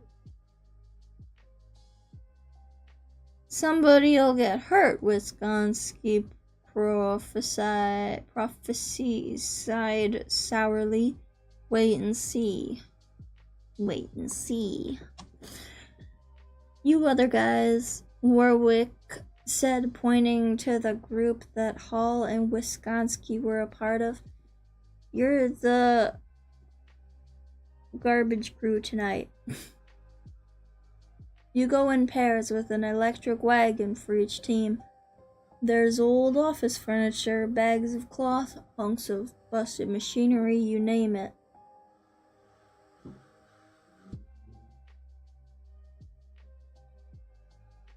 What? Spooky heads? We're gonna pilot by the air shaft at the west end, and anyone who doesn't know how to run a wagon? No one raised a hand. The electric wagons were battery-driven contraptions like miniature dump trucks. Cute. They developed a nauseating stink after continual use that reminded Hall of burning power lines. Shoot, all my nails keep falling off. Okay, Warwick said. We got the basement divided up into sections, and we'll be done by Thursday. Friday, we'll chain hoist the stuff out. Questions? There were none. Hall studied the foreman's face closely, and he had a sudden premonition of a strange thing coming. The idea pleased him. He did not like Warwick very much. Fine, Warwick said. Let's get at it. 2 a.m. Tuesday. 2 a.m. Hall was bushed and very tired of listening to Wisconski's steady... I'm gonna call him Winkonki. Okay, that's a lot easier to say. Winkonki's steady patter of profane complaints. He wondered if it would do any good to belt Winkonki. He doubted it. It would give him Winkonki something else to complain about. Hall had known it would be bad.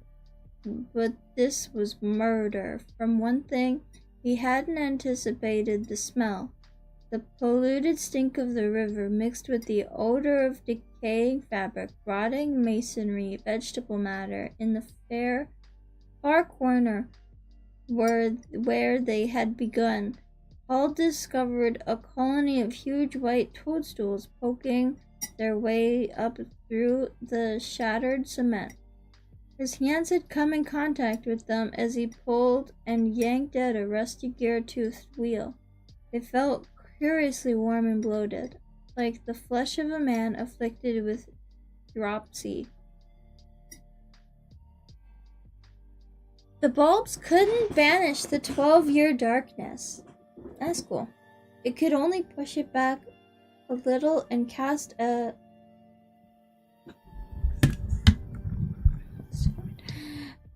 push it back a little. Where am I?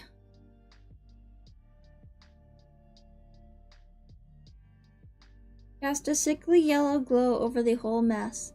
The place looked like the shattered nave of a desecrated church, with its high ceiling and mammoth discarded machinery that they would never be able to move. Its wet walls overgrown with patches of yellow moss, and the atonal choir that was the water from the hoses running in the half-clogged sewer network that eventually emptied into the river below the falls, and the rats, huge ones that made those on Third look like dwarfs. God knew what they were eating down here.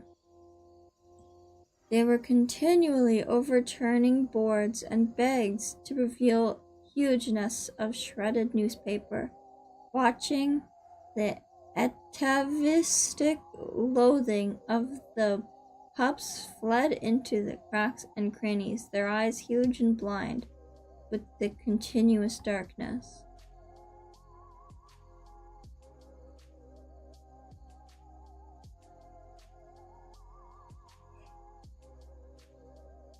Let's stop for a smoke, Winkonki said. He sounded out of breath, but Hall had no idea why. He had been gold bricking all night. Still, it was about that time, and they were currently out of sight of everyone else. All right. He leaned against the edge of the electric wagon and lit up. I never should have let Warwick talk me into this. Wakanki said dolefully.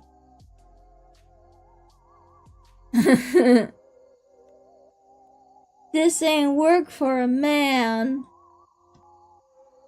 But he was mad the other night when he caught me in the bathroom up on... Huh? Oh, up on 4. Whoa. Oh my god. I thought this was getting crazy. Up on 4th floor.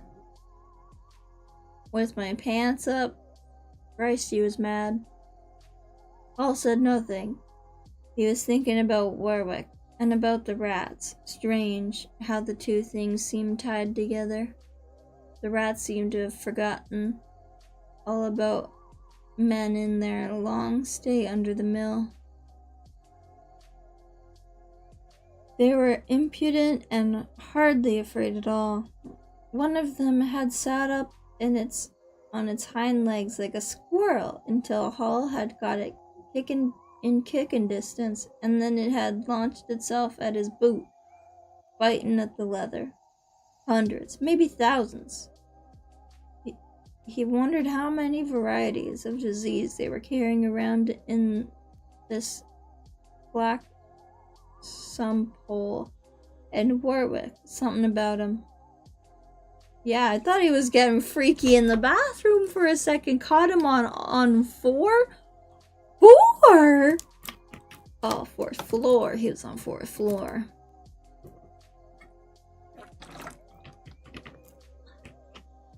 I need the money, Wakanki said.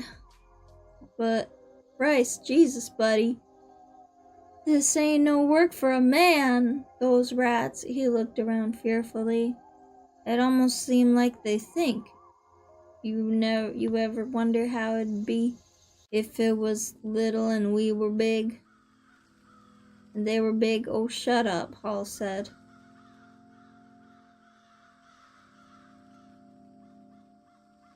Wakanki looked at him, wounded.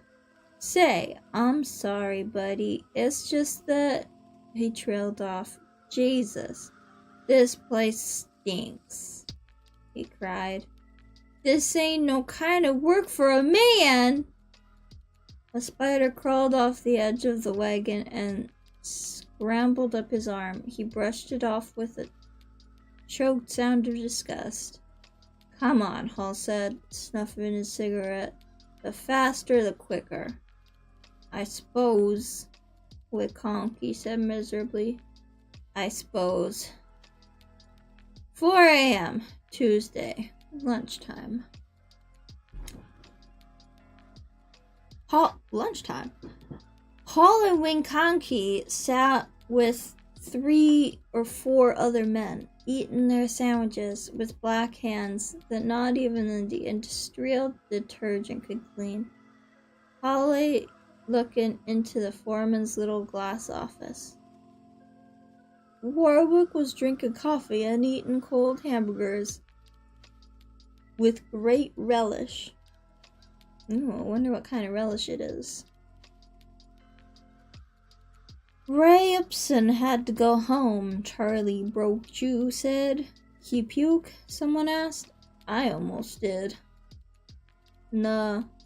Ray'd cow flop before he puked. Rat bit him. Paul looked up thoughtfully from his examination of Warwick. Is that so? He asked. Yeah. Brochu shook his head. I was teaming with him. God damnest thing I ever saw. Jumped out of a hole in one of those old cloth bags. Must have been big as a cat. Grabbed on his hand and started chewing. Jesus! One of the men said, looking green. Jesus! Yep, same. Yeah, Brochu said. Ray screamed just like a woman, and I ain't blaming him. He bled like a pig. Would that thing let go? No, sir. Hey! I had to belt it 3 or 4 times with a board before it would. Ray was just about crazy. He stomped it until it wasn't nothing but a mess of fur. Damnedest thing I ever saw. Warwick put a bandage on him and sent him home. Told him to go to the doctor tomorrow. That was... what? Oh, that was big of him, said somebody said. As if he had heard, Warwick got to his feet in his office, stretched, and then came to the door. Time we got back with it. The men got to their feet slowly, eating up all the time they possibly could, stowing their dinner jackets, getting cold drinks, buying candy bars. Then they started down, wheels clanking desperately on the steel grillwork of the stair risers. I want candy bars. I'm gonna have a banana chip. I can't reach it. No. Oh.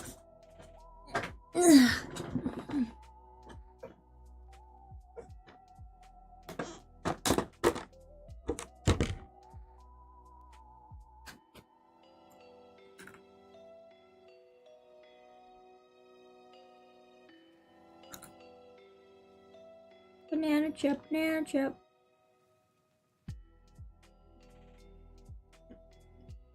Oh yeah, I only ate a yogurt this morning.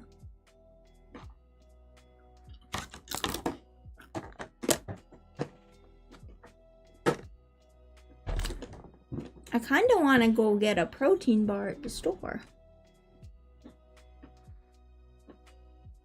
Maybe a vitamin jelly.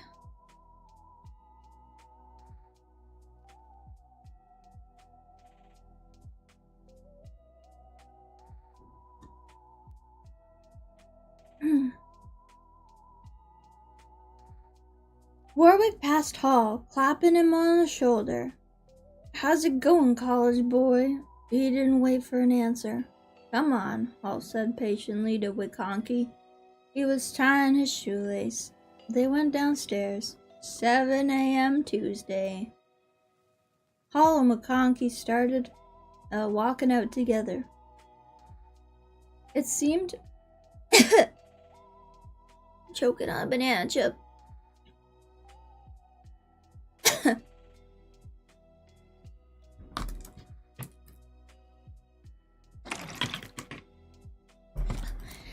It seemed to Hall that he had somehow inherited that... What? It seemed to Hall that he had somehow inherited that fat pole. What? McConkey was almost comically dirty, his fat moon face smeared like that of a small boy who had just been thrashed by the town bully. There was none of the usual rough banter from the men. The pulling of shirt tails, the cracks about who was keeping Tony's wife warm between the hours of 1 and 4. Nothing but silence, and an occasional hawking sound as someone spat on the dirty floor. A what sound? You want a lift? McConkey asked him hesitantly. Thanks. They didn't talk as they rode up Mill Street and crossed the bridge. They exchanged only a brief word when McConkey dropped him off in front of his apartment. Hall went directly to the shower, still thinking about Warwick, trying to place whatever it was about Mr. Foreman that drew him, made him feel that somehow they had become tied together. What?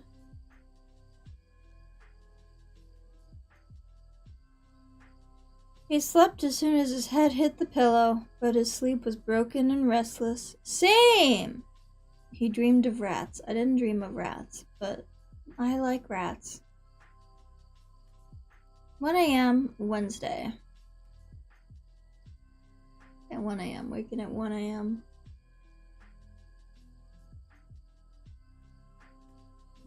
It was better running the horses. Hoses? I think they meant to write hoses. It was better running the horses? They couldn't go in until the garbage crews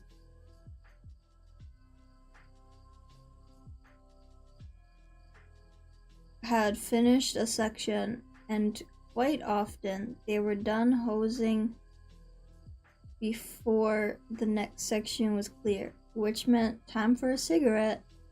Paul worked the nozzle of one of the long hoses, and Winkonki pattered back and forth, unsnaggling lengths of the hose, turning the water on and off, moving obstructions. Warwick was short-tempered because the work was proceeding slowly. They would never be done by Thursday, and the way things were going.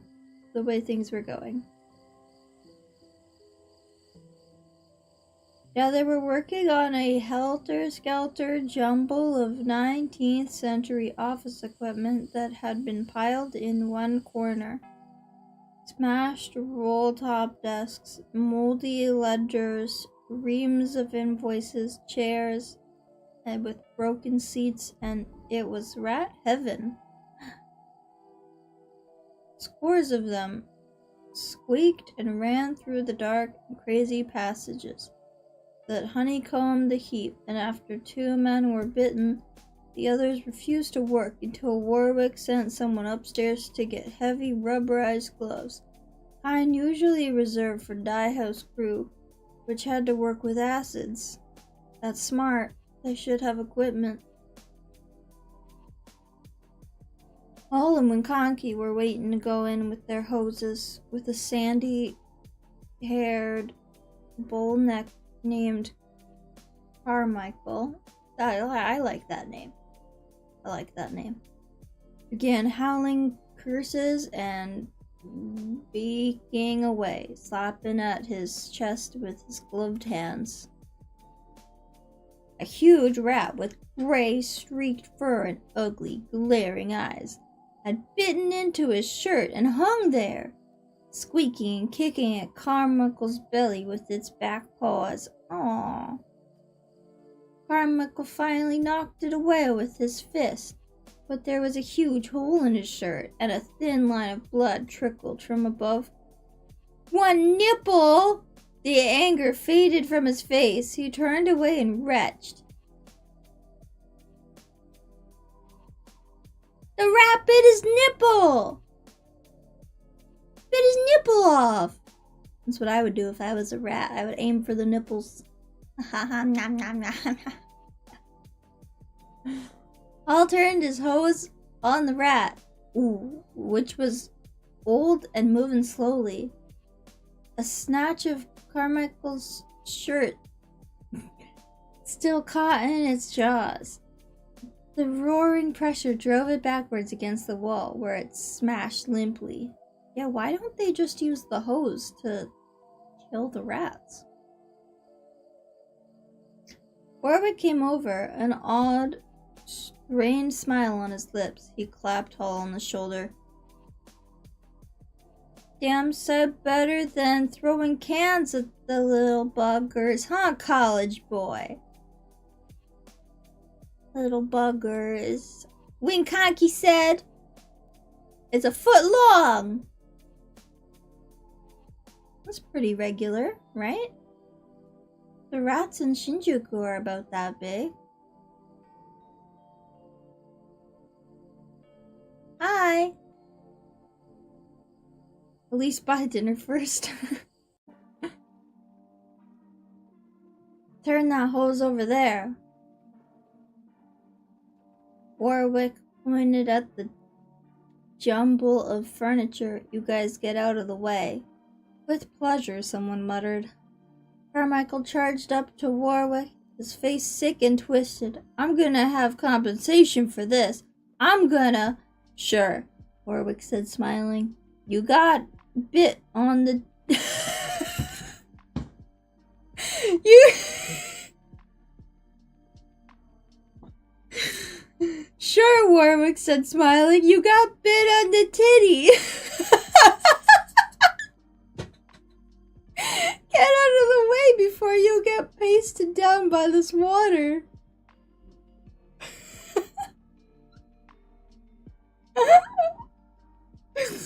He lost his nipple.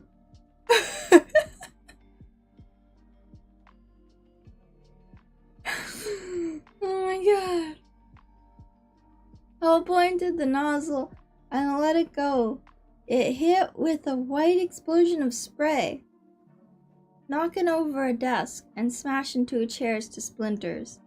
Rats ran everywhere, bigger than any Hall had ever seen.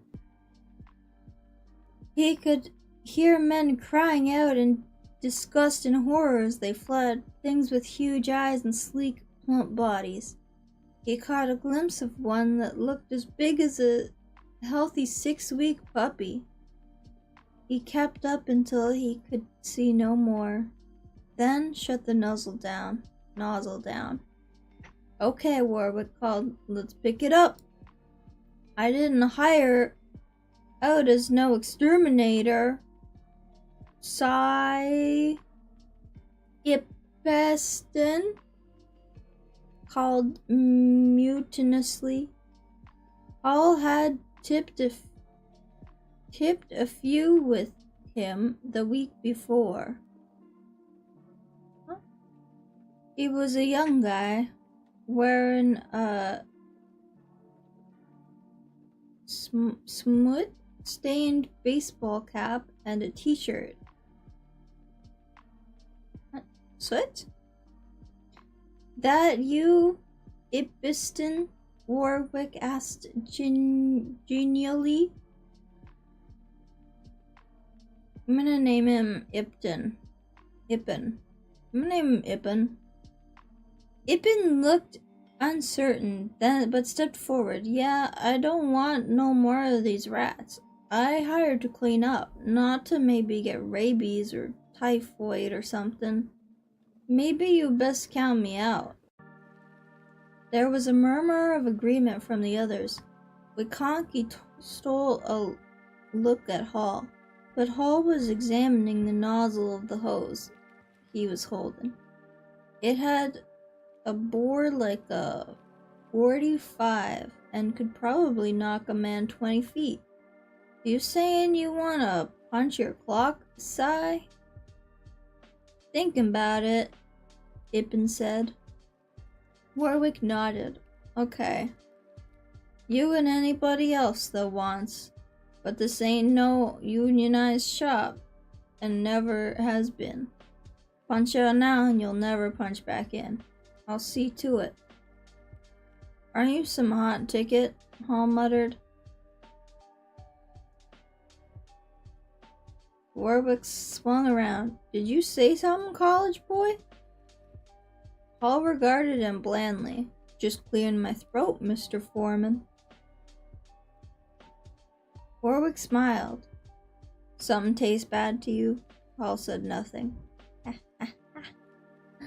Alright, let's pick it up, Warwick bawled. They went back to work. 2 a.m. Thursday.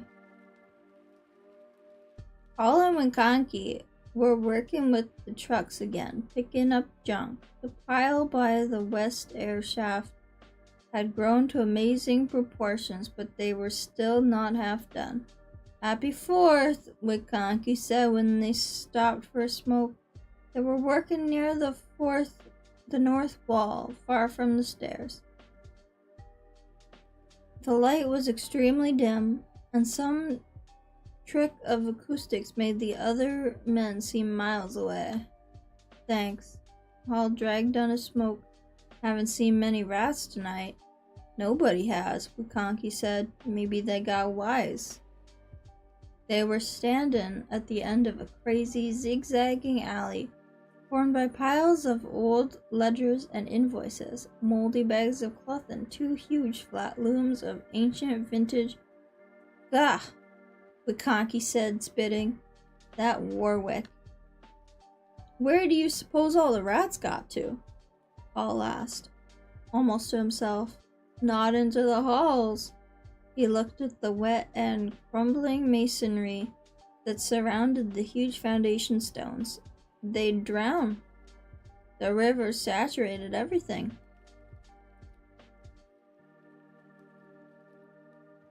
Something black and flapping suddenly dive-bombed them. Wikonki screamed and put his hands over his head. A bat! Paul said, watching after it as Wikonki straightened up. Too hydrated. A bat! A bat! Wikonki raved. What's a bat doing in the cellar? They're supposed to be in trees and under eaves, and it was a big one, Paul said softly. And what's a bat but a rat with wings? Maybe they just evolved. Jesus, Wikonki moaned. How did it get in? Maybe the same way the rats got out. What's going on back there? Warwick shouted from somewhere behind them. Where are you? Don't sweat it, Hall said softly. His eyes gleamed in the dark. Was that you, college boy? Warwick called. He sounded closer. It's okay, Hall yelled. I barked my shin. Warwick's short, barking laugh. You want a purple heart? Wikonki looked at Hall. Why'd you say that? Look. Hall knelt and lit a match. There was a square in the middle of the wet and crumbled cement. Tap it. Wikonki said, It's wood. Hall nodded. It's the top of a sport. I've seen some other ones around here. There's another level under this part of the basement. God, Wikonki said with utter revulsion. 3:30 a.m. Thursday.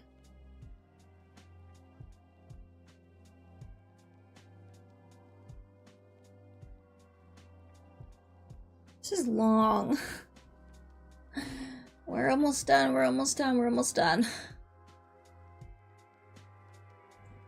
Okay. They were in the northeast corner. Ipiston and Brohu, behind them with one of the high-pressure hoses. When Hall stopped and pointed at the floor, there, I thought we'd come across it. There was a wooden trapdoor with a crusted iron ring bolt set near the center. He walked back to Ipiston and said, shut it off for a minute. When the hose was choked to a trickle, he raised his voice to a shout. Hey, Warwick! Better come here a minute! Warwick came splashing over, looking at Hall with that same hard smile in his eyes. Your shoelace come untied, college boy? Hi. Look, Hall said. He kicked the trapdoor with his foot. Sub-cellar. So what? Warwick asked. This isn't break time, That's where your rats are, Hall said. They're breeding down there. Wikonki and I even saw a bat earlier. Some of the other men had gathered around and were looking at the trapdoor. Woo-ah!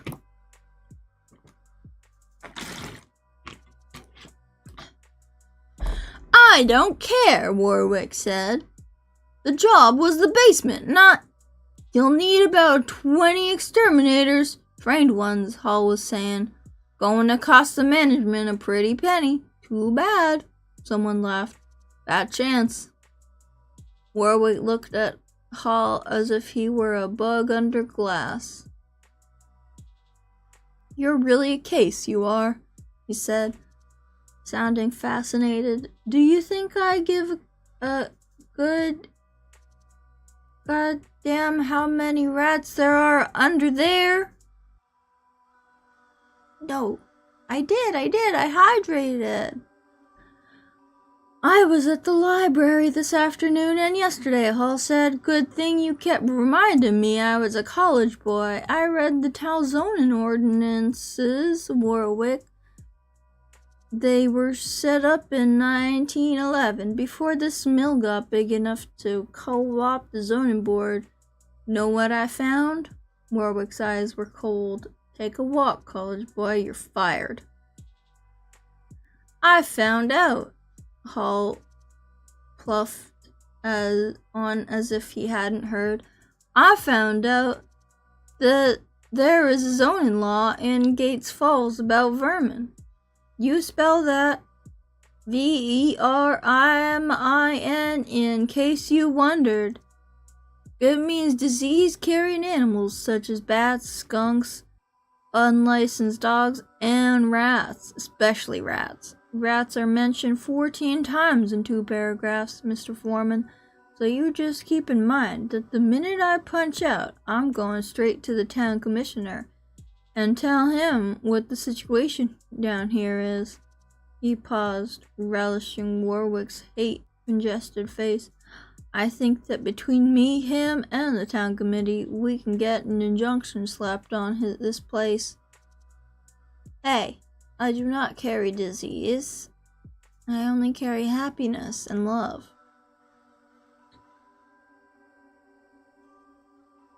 You're gonna be shut down a lot longer than just Saturday, Mr. Foreman, and I got a good idea what your boss is gonna say when he turns up. Hope your unemployment insurance is paid up, Warwick. Warwick's hands formed into claws. You snot-nosed iota! He looked down at the trapdoor and suddenly a smile reappeared. Consider yourself rehired, college boy. I thought you might see the light. Warwick nodded, the same strange grin on his face. You're just so smart, I think. Maybe you ought to go down there, Hall. So you got somebody with a college education to give us an informed opinion. You and Winkonki. Not me, Winkonki exclaimed. Not me, Warwick looked at him. You what? You what? You what, boy? Winkonki, shut up. Good. Hall said cheerfully. We'll need 3 flashlights. I think I saw a whole rack of those 6 battery jobs in the main office, didn't I? You want to take somebody else? Warwick asked expansively. Sure, pick your man. You, Hall said gently. The strange expression had come into his face again. After all, the management should be represented, don't you think? Just so Winkonki and I don't see too many rats down there. Someone, it sounded like Ipton, laughed loudly. Warwick looked at the men carefully. They studied the tips of their shoes. Finally, he pointed at Brochu. Brochu, you go up to the office and get 3 flashlights. Tell the watchman I said to let you in.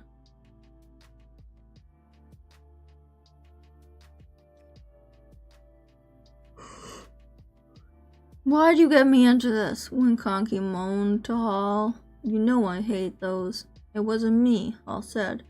He looked at Warwick. Warwick looked back at him, and neither would drop his eyes. 4 a.m. Thursday. Brochu turned with the flashlights. He gave one to Hall, one to Winkonki, and one to Warwick. Ipton gave the hose to Winkonki. Give the hose to Winkonki. Ipton did so, the nozzle trembling delicately between the pole's hands. I don't like that. All right, Warwick said to Winkonki. You're in the middle. If there are rats, you let them have it. Sure, Hall thought. And if there are rats, Warwick won't see them. And neither will Wakanki after he finds an extra 10 in his pay envelope. Warwick pointed at two of the men. Lift it.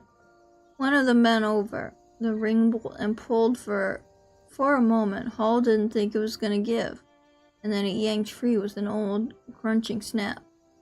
The other man put his fingers on the underside to help pull, then withdrew with a cry. His hands were crawling with huge and sightless beetles. With a convulsive grunt, the man on the ring bolt pulled the trap back and let it drop. The underside was black, with an odd fungus that Hall had never seen before. The beetles dropped off into the darkness, and below on ran across the floor to be crushed. Look, Hall said. There was a rusty lock bolted on the underside, now broken. But it shouldn't be underneath, Warwick said. It should be on top. Why? Lots of reasons, Hall said. Maybe some nothing on this side could open it. At least when the lock was new. Maybe some nothing on that side could get up. But who locked it? Winkonki asked. Ah, Hall said mockingly, looking at Warwick. A mystery! Listen, Brochu whispered. Oh God, Winkonki sobbed. I ain't going down there! It was a soft sound, almost expectant. The whisk and patter of thousands of paws and squeaking of rats. Could be frogs, Warwick said. Hall laughed aloud. Warwick shot his light down. A sagging flight of wooden stairs led down to the black stones of the floor beneath. There was not a rat in sight. Those stairs won't hold us, Warwick said with finality.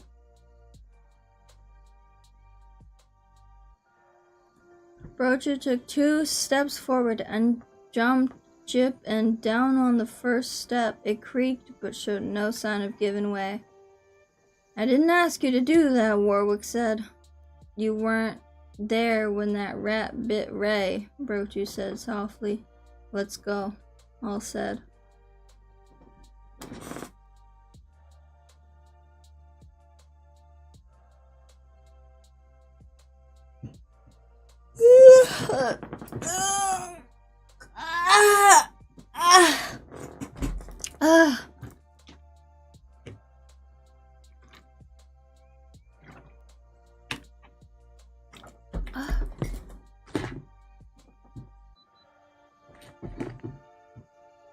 Big stretchies.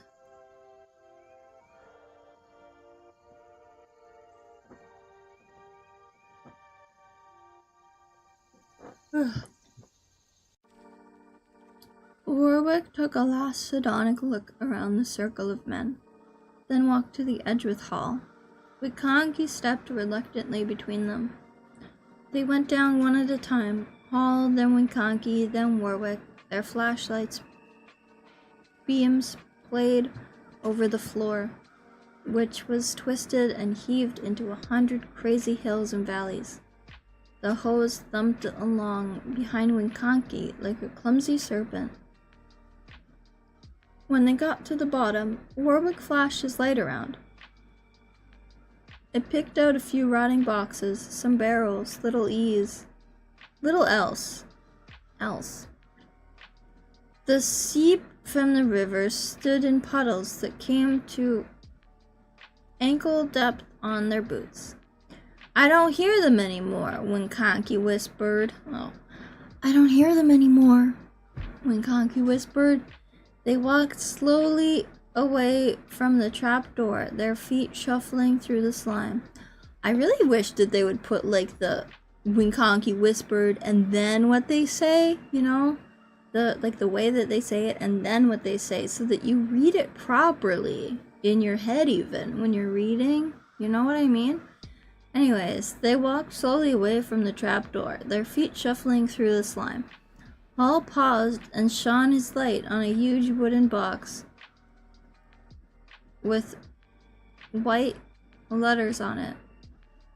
Elias Varney, he read. 1841. Was the mill here then? No, Warwick said. It wasn't built until 1897. What difference? Hall didn't answer. They walked forward again. The sub-cellar was longer than it should have been, it seemed. The stench was stronger, the smell of decay and rot, and things buried. And still the only sound was the faint, cave-like drip of water. What's that? Hall asked, pointing his beam at a jut of concrete that protruded perhaps 2 feet into the cellar. A gravestone? Built on top of a graveyard? Beyond it, the darkness continued, and it seemed to Hall that he could now hear sounds up there, curiously stealthy. Warwick peered at it. No, that can't be right. Outer wall of the mill, isn't it? And up ahead? I'm going back, Warwick said, suddenly turning around. Hall grabbed his neck roughly. You're not going anywhere, Mr. Foreman. Warwick looked up at him, his grin cutting the darkness. You're crazy, college boy. Isn't that right? Crazy as a loon. You shouldn't push people, friend. Keep going. Minkanki moaned. Hall.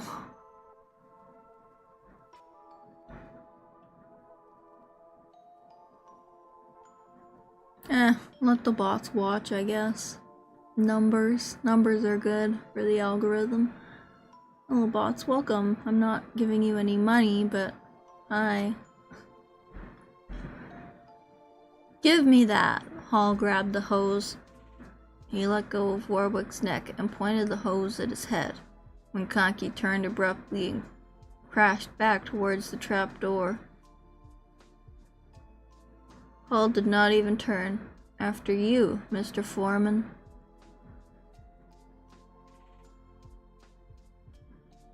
Yeah, they should at least follow, right? Warwick stepped forward, walking under the place where the mill ended above them. Hall flashed his light again and felt a cold satisfaction. Premonition fulfilled. Wait, what?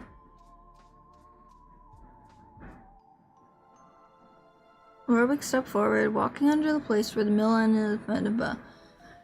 Hall flashed his light about and felt a cold satisfaction. Premonition fulfilled. The rats had closed in around them, silent as death, crowded in, rank on rank. Thousands of eyes looked greedily back at them, in ranks to the wall, some fully as high as a man's shin. Warwick saw them a moment later and came to a full stop. They're all around us, college boy. His voice was still calm, still in control, but it held a jagged edge. Yes, Hall said. Keep going. They walked forward, the hose dragging behind. Hall looked back once and saw the rats had closed the aisle behind them and were gnawing at the heavy canvas hosing. Ooh. One looked up and almost seemed to grin at him before lowering his head again. He could see the bats now, too. They were roosting from the rough hewn overheads, huge, the size of crows and rooks. Look, Warwick said, centering his beam about 5 feet ahead. A skull, green with mold, laughing up at them. Further on, Hall could see an ulna, one pelvic wing, part of a rib cage. Keep going, Hall said. He felt something bursting up inside him, something lunatic and dark with colors. You are going to break before I do, Mr. Foreman. So help me God. They walked past the bones. The rats were not crowding them. Their distances appeared constant. Up ahead, Hall saw one cross their path, of travel. Shadows hid it, but he caught sight of a pink twitching tail as thick as a telephone cord. The Bone Zone! Rename this story. Up ahead, the flooring rose sharply, then dipped. All could hear a stealthy rustling sound. A bit sound. Something that perhaps no living man had ever seen. It occurred to Hall that he had perhaps been looking for something like this through all his days of crazy wandering. The rats were moving in, creeping up on their bellies, forcing them forward. Look, Warwick said coldly. Hall saw something had happened to the rats back here. Some hideous mutation that never could have survived under the eye of the sun. Nature would have forbidden it, but down here, nature had taken on another ghastly face. The rats were gigantic. Some as high as 3 feet, but their rear legs were gone, and they were blind as moles. Like their flying cousins, they dragged themselves forward with hideous eagerness. Warwick turned and faced Hall, the smile hanging on by brute willpower, all ready to admire him. We can't go on, Hall. You must see that. The rats have business with you, I think, Hall said. Warwick's control slipped. Please, he said, please. Hall smiled. Keep going. Something I would do. Keep going.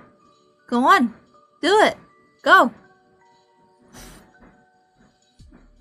Mutilated because they were drinking gamer subs and they lost the use of their legs because they wouldn't get out of their gamer chairs. That's why you have a gamer bucket. Warwick is looking over his shoulder. They're gnawing into the hose. When they get through it, we'll never get back. I know. Keep going. You're insane. A rat ran across Warwick's shoe and he screamed. Hall smiled and gestured with his light. They were all around, the closest of them less than a foot away now. Crazy that they're not like going towards them. Warwick began to walk again. The rats drew back. They topped the miniature rise and looked down. Warwick reached it first, and Hall saw his face go white as paper. Spit ran down his chin. Oh my God, dear Jesus. And he turned to run. Hall opened the nozzle of the hose, and the high-pressure rush of water struck Warwick squarely on the chest, knocking him back out of sight. There was a long scream that rose over the sound of the water thrashing sounds. Hall! Grunts. A huge, tenebrous squeaking that seemed to fill the earth. For God's sake! A sudden, wet, ripping noise. Oof! Another scream. Weaker. Something huge shifted and turned. Quite distinctly. Hall heard the wet snap that a fractured bone makes. A legless rat, guided by some form of sonar, lunged against him, biting. Its body was flabby, warm, almost absently. Hall turned the hose on it, knocking it away. The hose did not have quite so much pressure now. Hall walked to the brow of the wet hill and looked down. The rat filled the whole gully at the far end of that noxious tomb. It was a huge and pulsating gray, eyeless, totally without legs. When Hall's light struck it, it made a hideous mewling noise, but it doesn't have eyes. Their queen! Then the mater, a huge and nameless thing whose progeny might someday develop wings. It seemed to dwarf what remained of Warwick. but that was probably just illusion. It was the shock of seeing a rat as big as a Holstein calf.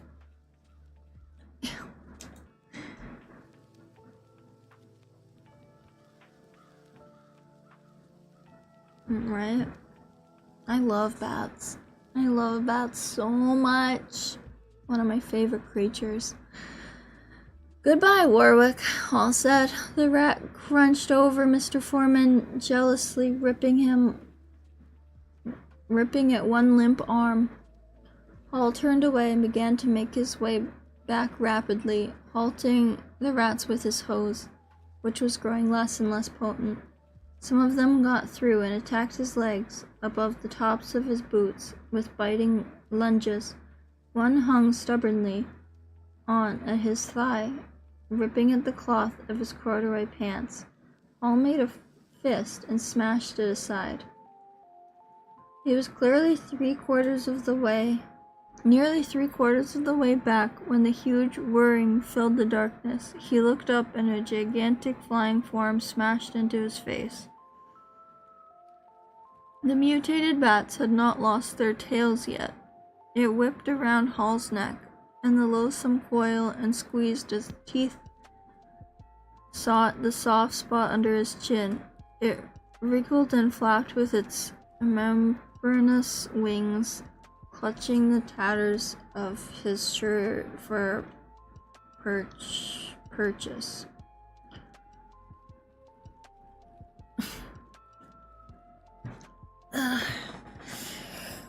Couldn't he have just, if he wanted to just kill the foreman, wouldn't he have just, knocked him down the stairs and then relocked the cellar and the rats would have taken care of him? Whatever. They didn't have to go all the way in. Leave him in there, knock him down, and then run out. Okay. Where am I? Hall brought the nozzle of the hose up blindly and struck at its yielding body again and again. It fell away and he trampled it beneath his feet, dimly aware that he was screaming. The rats ran in a flood over his feet, up his legs. He broke into a staggering run, shaking them off. The others bit at his belly, his chest. One ran up his shoulder and pressed its questing muzzle into the cup of his ear. Oof. He ran into the second bat. It roosted on his head for a moment, squealing, and ripped away a flap of Hall's scalp. Poor Hall. Yeah, and nobody would have been found. Exactly.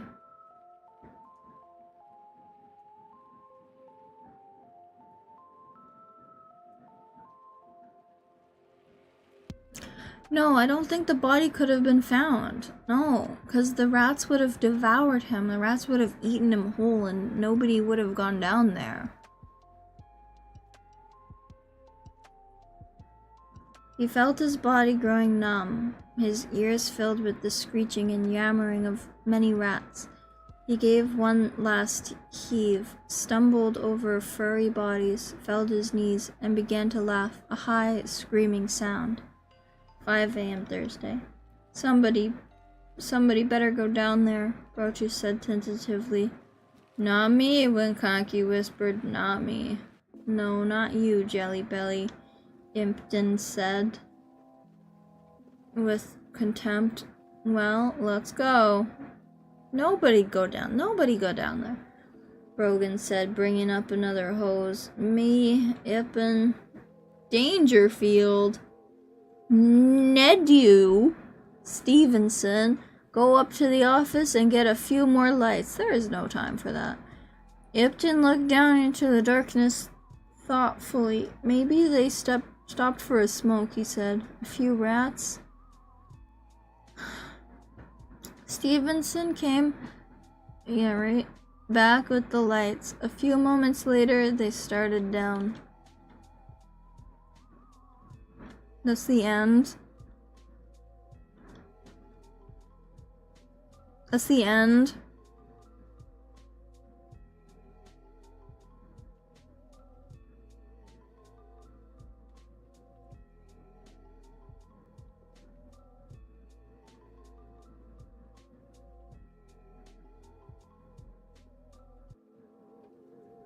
That's the end? That sucked.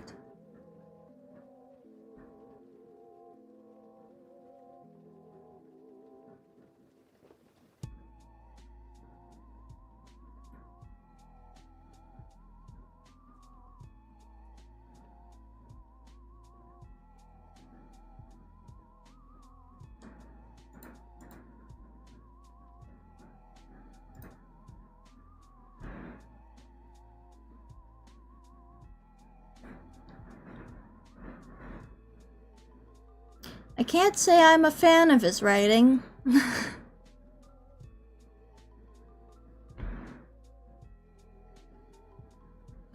I've read a single piece of his writing now, and I can't say I'm a fan. And then the one movie that I've watched was very mid. Unless that other movie was one of his that I watched, then I did like that one a lot. Don't think I would like it as a book though, but as a movie, it's messed up.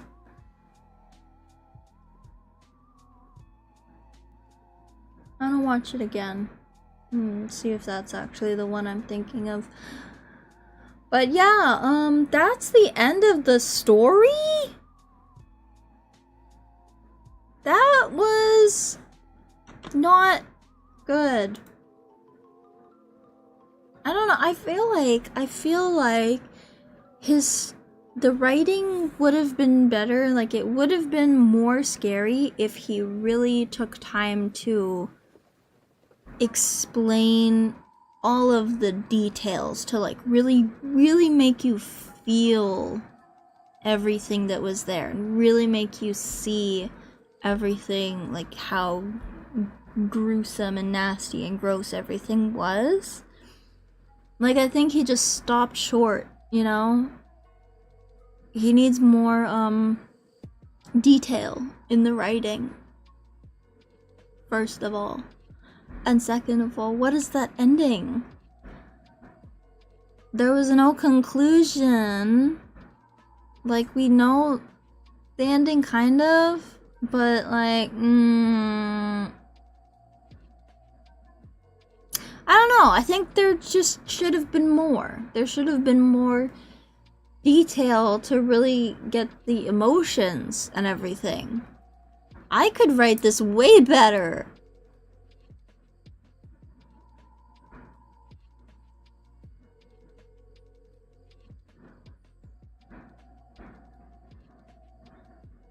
I thought he was, like, renowned and stuff.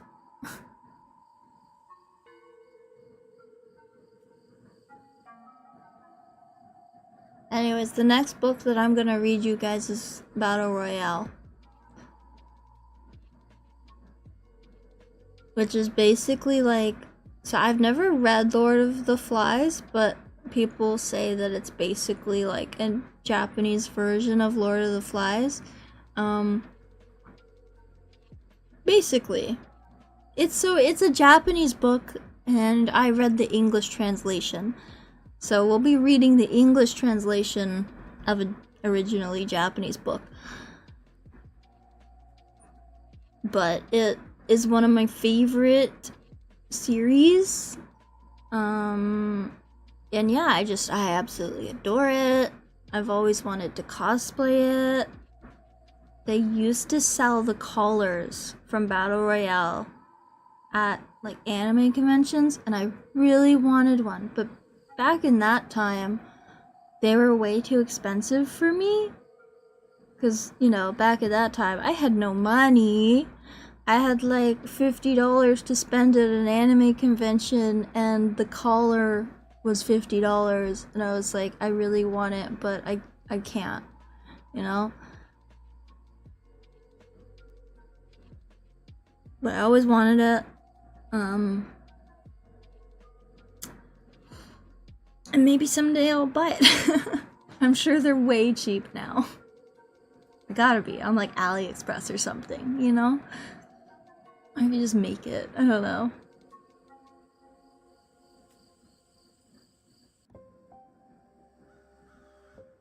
Yeah, so I want to read Battle Royale. I'm thinking like maybe we can read a couple of pages a day or something. I don't know.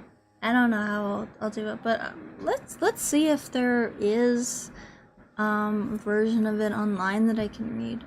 I would much prefer reading it, the physical copy, but yeah, I don't have it with me.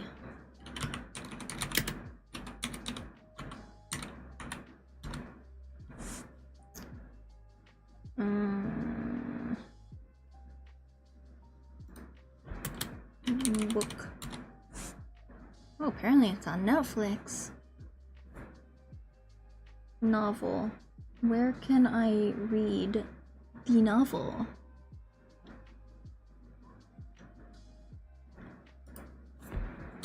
It's really long.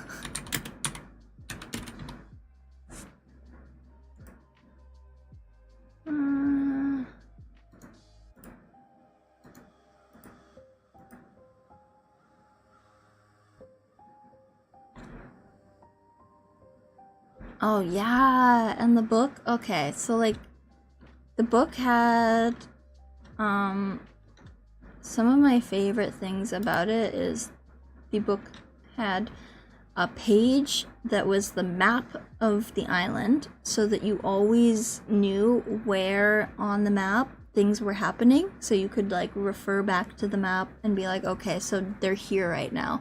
I really liked that.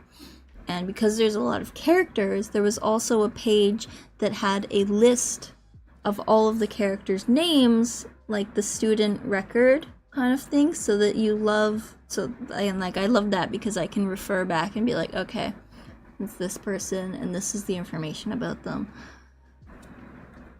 Love that. I'm trying to find where I can read it online though.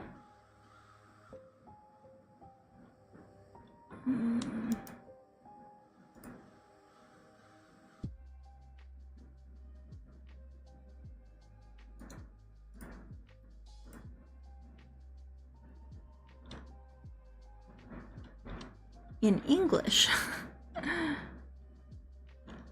This is not English. I'm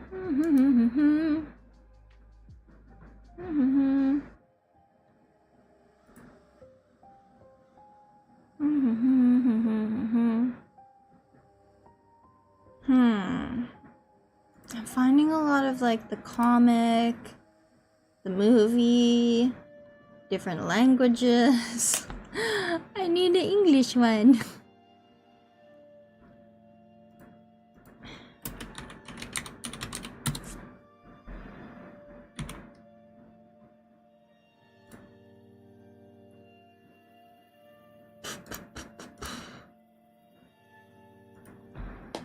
No.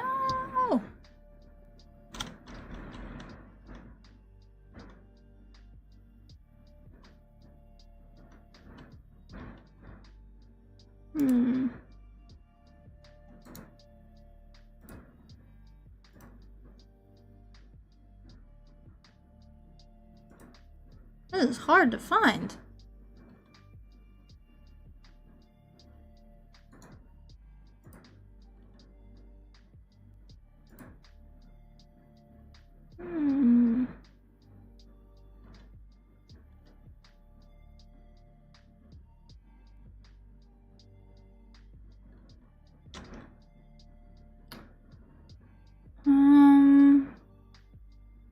Novel 1996. It was not published. Okay.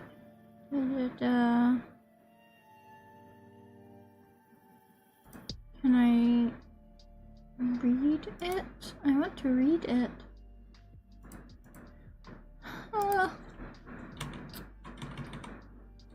Remastered. Oh, English. Read online. I don't want to pay for it.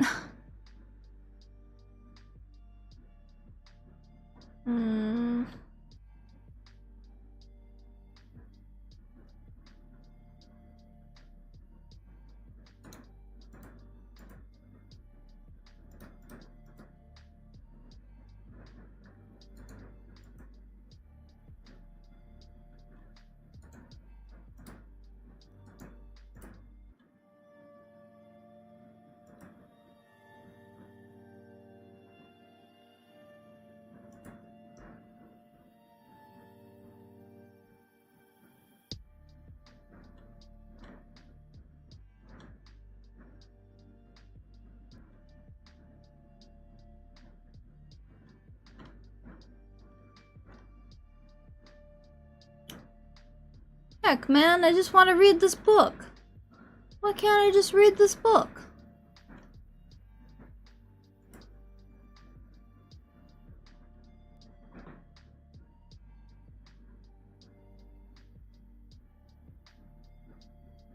I don't want the comic.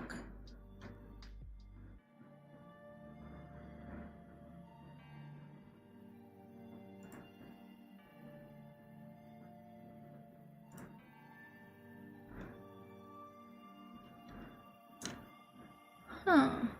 Yeah.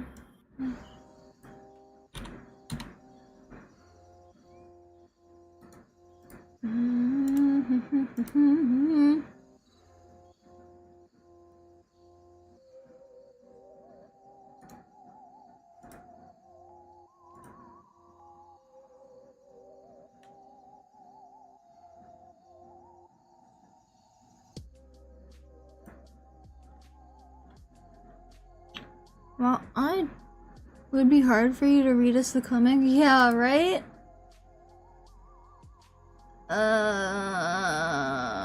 I can buy it on Amazon. Don't want to buy it.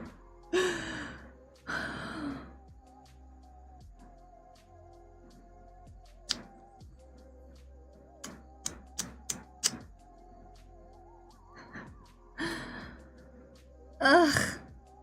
I don't want to buy it because I already have it. I just don't have it with me. And you know, it's one of... Wait, do I have it with me? No.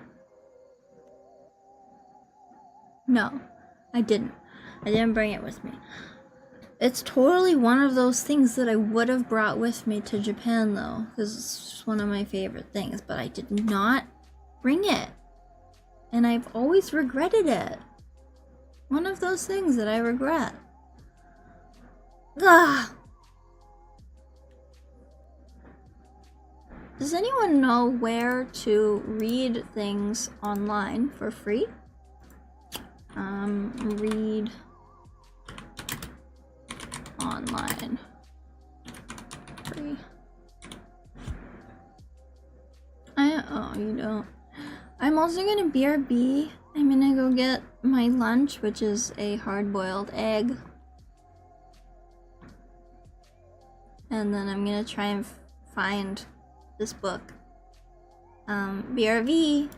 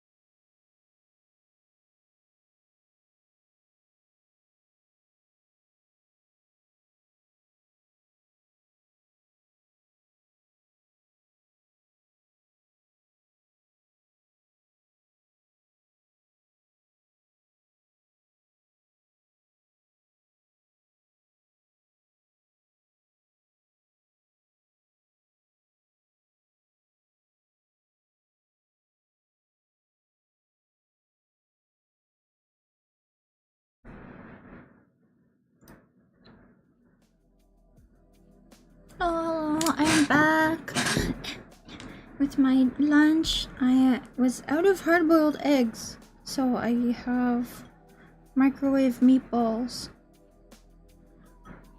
with ketchup. They're all kind of stuck together. And there's pooty hair everywhere. Oh no, my meatballs, no! Oh my... Okay, well, that's fine. That's fine, I guess. Yummy, yummy meatballs. Oh. Yummy, yummy meatball.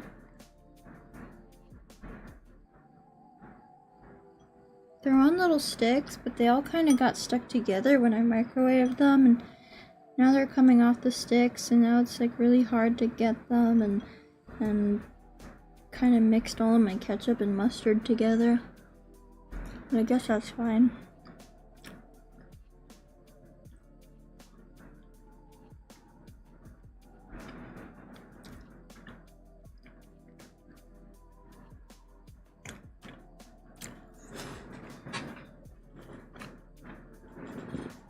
I hate most microwave foods in this country, but I don't mind these meatballs. This is so far the only microwave, like, freezer food that I can eat.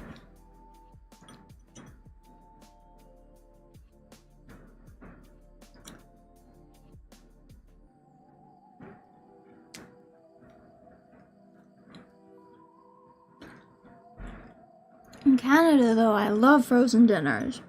Frozen dinners are so good. There's so many good types.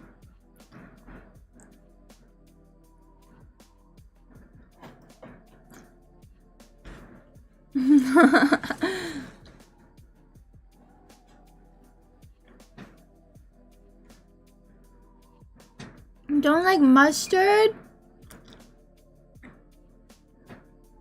It's the yummy mustard too. It's the kind with all the like little seeds and stuff in it.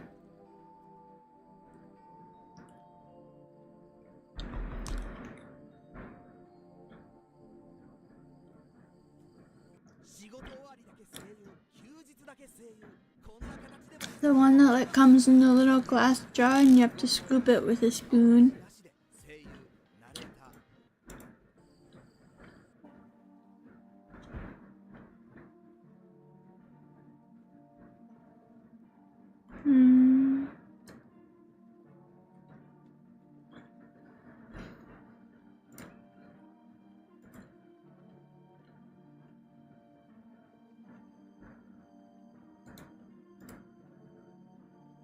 Okay, let's see. Let's see if these websites have a book I can read.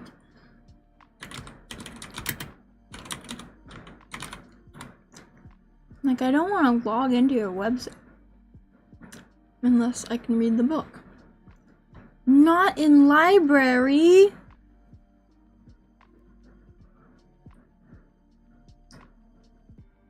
Honey mustard is so yummy. I love honey mustard. Honey mustard on sandwiches. Like, on sandwiches, I need to have mustard. It's just one of those things. Just a little bit. Just a little bit of mustard. Not a lot. Just a tiny bit. If there's too much mustard, it's gross. But I need a little bit. Okay, so they don't have this book in this one. Let's try this next website.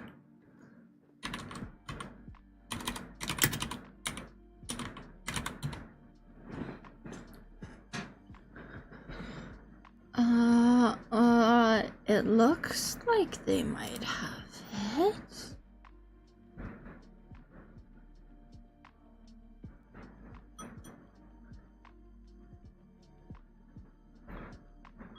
It's loading. My balls are stuck together. Oh no, my balls have kitty hair. Huh.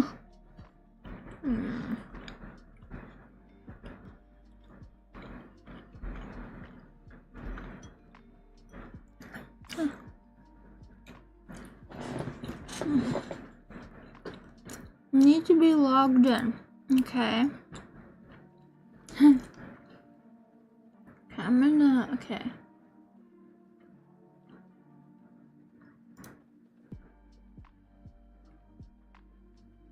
Oh, it's 14-day trial? Ugh. Really? 14-day trial to read books? I'm not using this website. Best books of all time. Many books.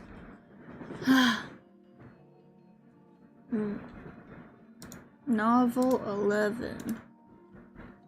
Let's check these.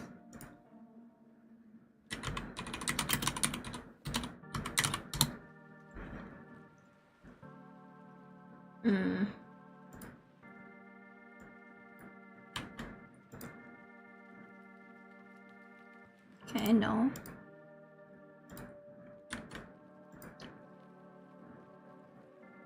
I just want to read my book, and most of these websites do not carry it. Why? Why do they not have it?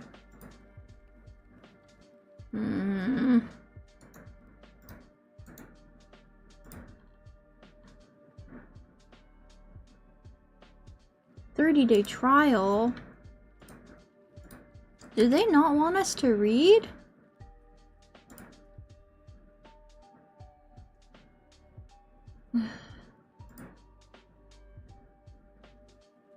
I don't want to buy the book.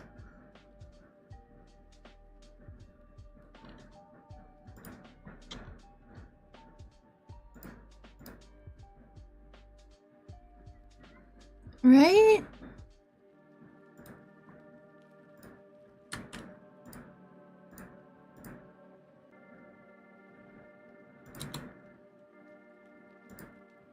Well, I don't think there's a way to read it. That sucks.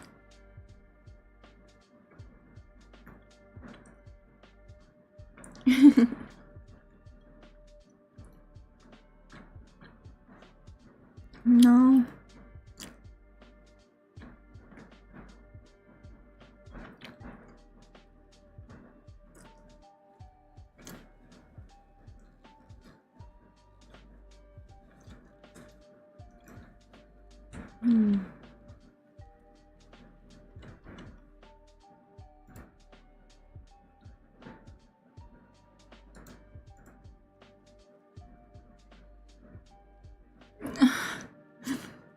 Somebody asked on Reddit, where can I read books for free? And one of the replies is, have you tried your local library?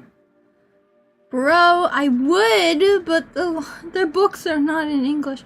I mean, maybe they have it. I wonder if there's English section in the library. I wonder where the library is. I don't think I've ever seen a library here. Maybe they're hidden.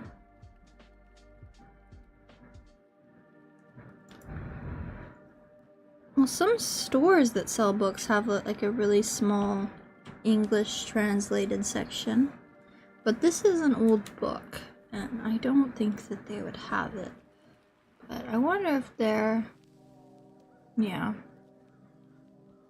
In the library in English, very, very low chances. Like, why would it be?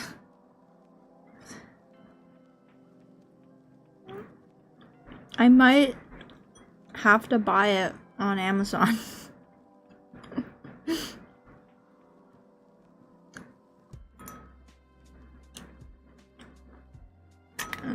They're forcing my hand.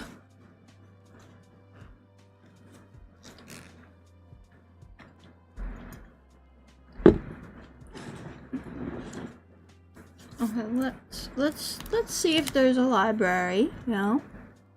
God, I don't even know if they'll let me have a library card in this country. They might not even let me have a library card.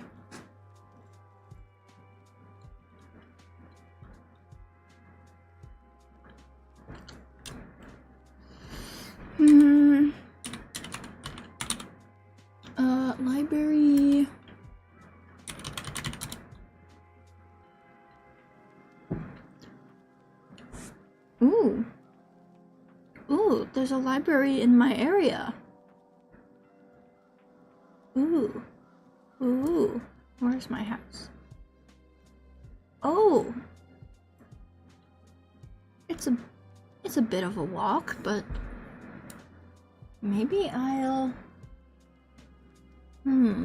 If it's not raining... Hey, happy spooky month!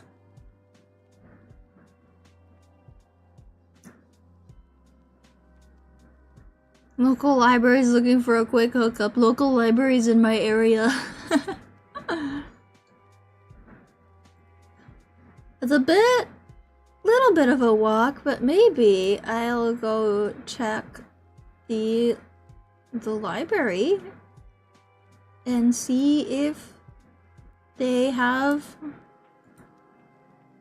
book. English book.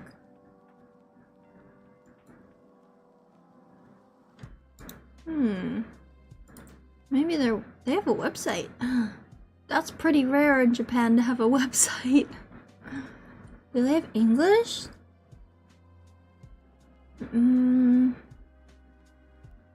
Library search.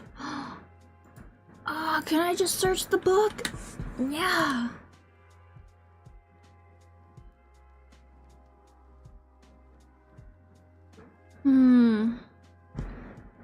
Yeah.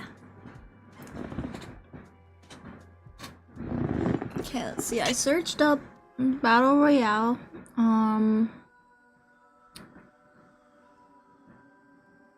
They have comics. Classroom psychology learned from Battle Royale. What? Magazine?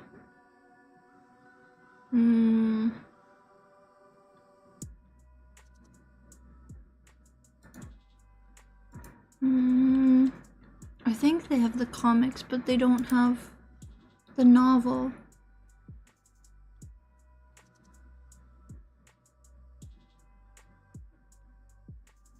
What is this? Battle Royale Extreme Psychological Analysis. What?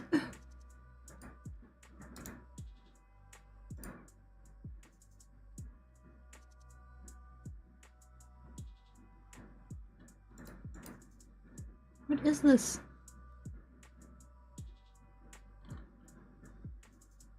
Description.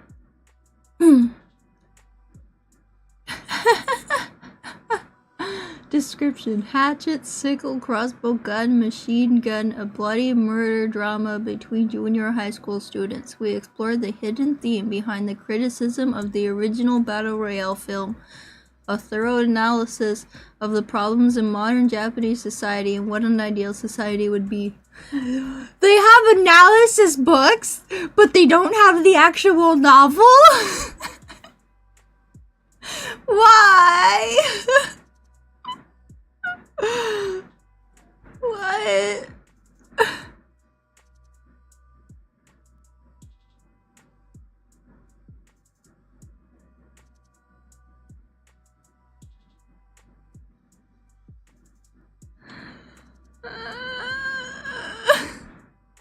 Contents: Chapter 1, Summary and Analysis of the Story. Chapter 2, Character Analysis of all students. Chapter 3, What kind of personality leads to murder, and is it possible for anyone to become a murderer? There's psychological analysis books of my favorite book, but not my book. Give me my book. I want to read the book. Why?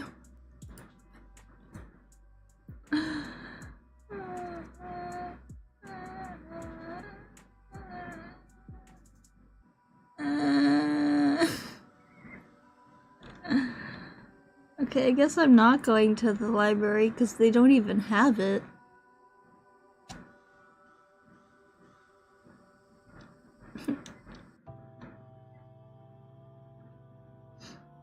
Well, that's that, I guess.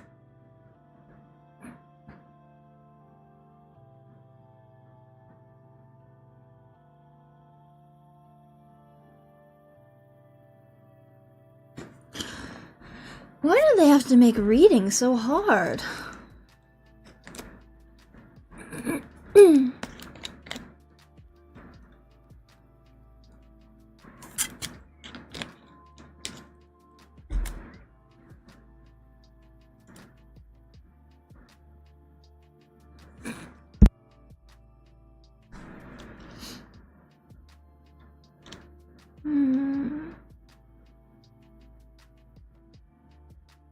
Ooh, Lovecraft stories? You know what? I've never read it, but I've always wanted to.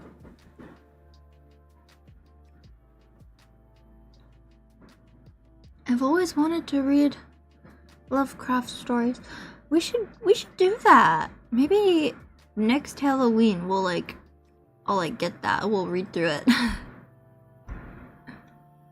That would be fun. I have no clue.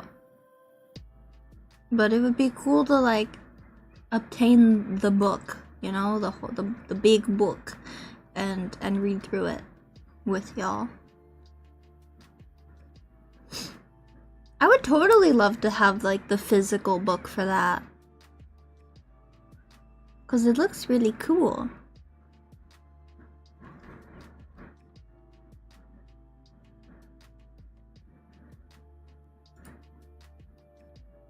I'm still looking at websites to try and find it. Brothers Grimm fairy tale book? Ooh. Oh, this is that thing that Haya was talking about, I think. Oh my god, nobody has this book. Nobody has this book online! Except that one website that was here's a free trial, and then you have to pay $10 a day. Or a month, or whatever. $10 a month or something. Ah!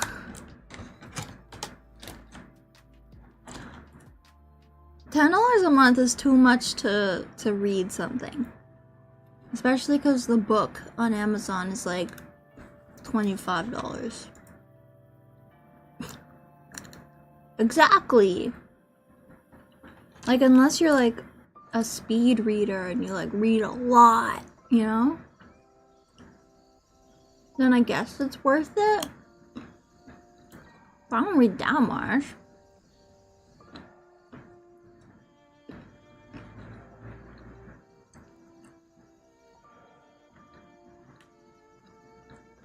I'm snacking on nuts again.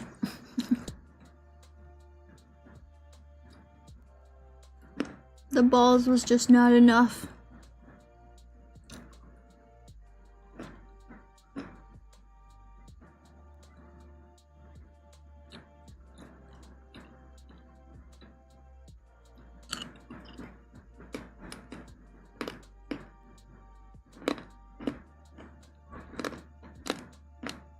The only thing is that I hope it ships to Japan.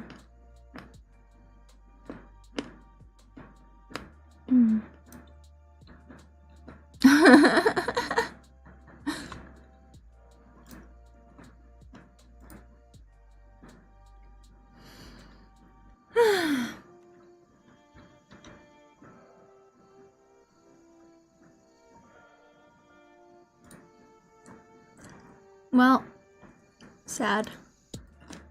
Very sad.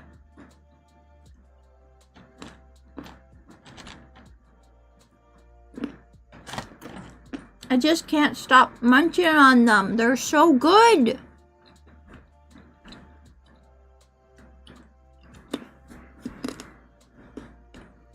It is a sad day when we cannot read.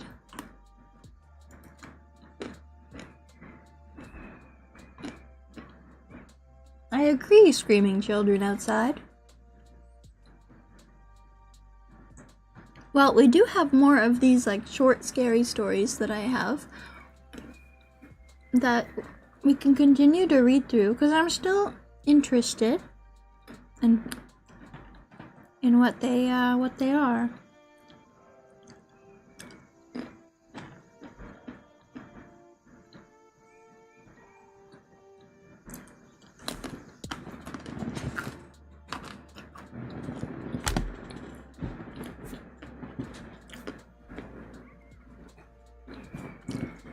Hush, children!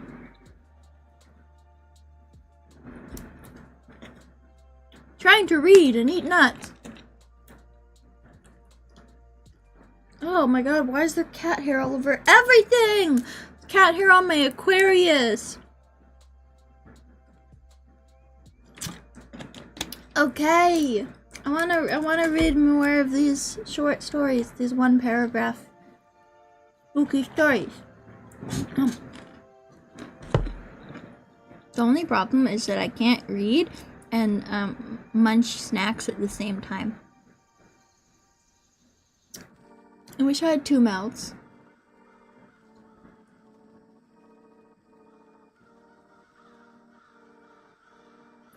Okay. We didn't question why. That's the title. Okay. We didn't question why. We didn't question why the small town we'd found after getting lost in the countryside wasn't on the map. We didn't question why the shopkeeper in town didn't have eyebrows or hair on his head. We didn't question why he looked so strangely, greedily at us. We didn't question why the gas at the station we stopped at was so luring travelers cheap. We didn't question why the clerk at the station, where are her eyebrows and hair, insisted on making a phone call in the back before ringing us up.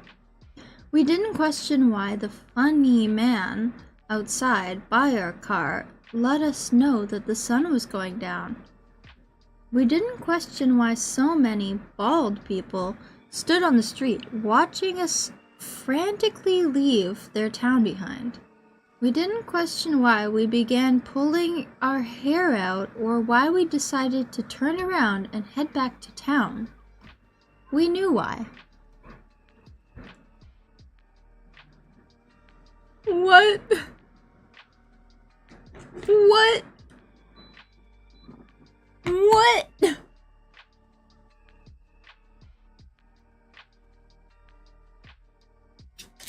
What?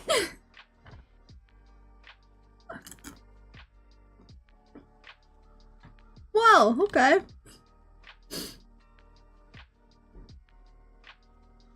Okay.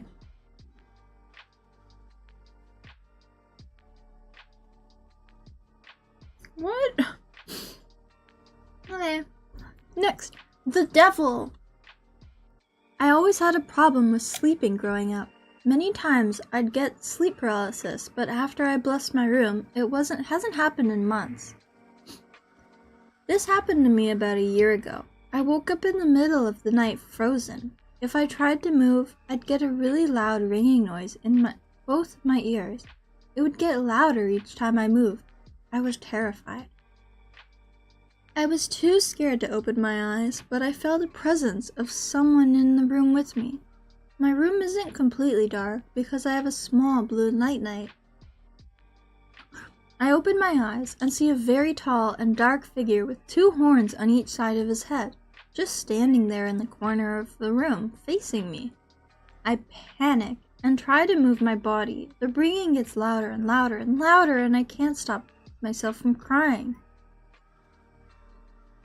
I close my eyes, and in my head start saying, God will protect me, God will protect me. Then I hear a low, evil voice say, God can't help you anymore. What?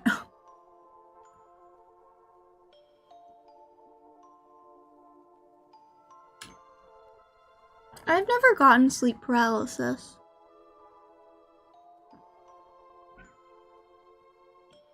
So they got sleep paralysis and it talked to them? Does sleep paralysis monster usually talk? Oh. Yeah, like you hear people talk about it, but I've never had that.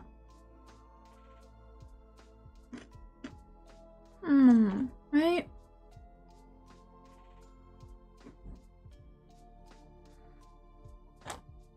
Like, I don't think I've ever had that.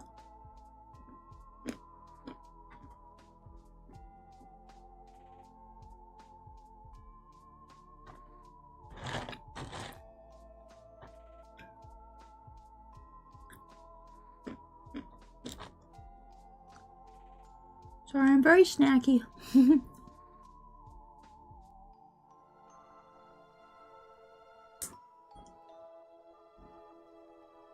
Oh, this one's quite long.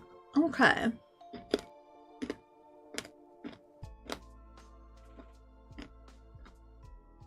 This one is a few paragraphs. The Old Man in the Well. Keith was 12 at the first time the old man in the well spoke to him. Keith was out playing after dark on the family's small farm near the well.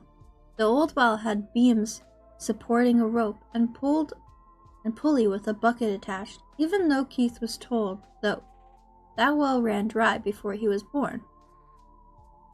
Suddenly he heard someone say his name in a slow, raspy voice. Keith whirled around and saw no one.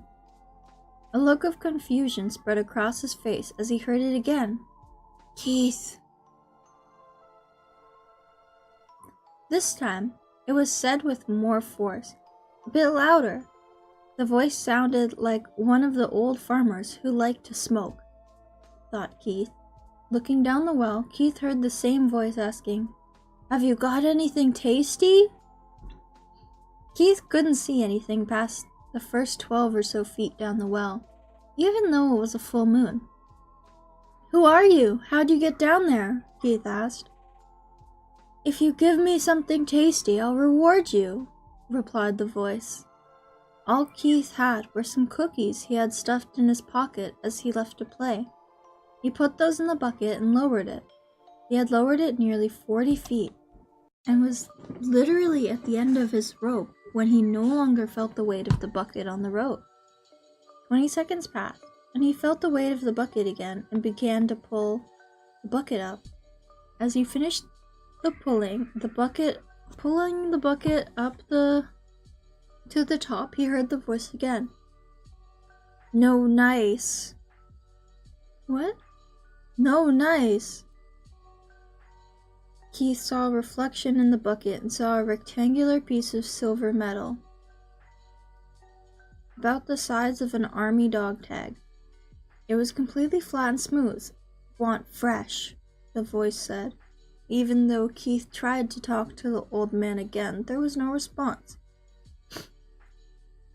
Keith made up a story about where he found the metal and took it to his father, who took it into town and confirmed it was an ounce of pure silver. After that, Keith kept it a secret. It took a while to discover that the old man was only there the night of full moons. Keith quickly learned that only live things he put in the well would be rewarded, but only once for each time, and once every full moon. So one of each kind of animal was lowered down the well and rewarded. Keith now had a cigar box, mostly full of silver pieces by the time he was 16, but had run out of different animals to get rewarded for. It was around this time that a local farmhand went missing. It was also the same time that Keith was rewarded with gold pieces for the first time. Once Keith took over the farm, temp workers seemed to vanish every now and then without explanation from the farm. The old man had finally found something tasty enough to always reward. Well,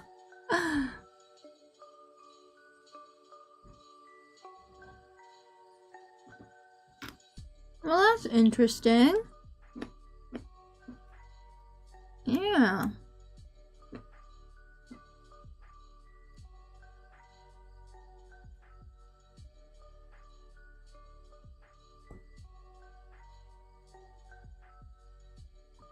So he started murdering people at 16. How did he manage that?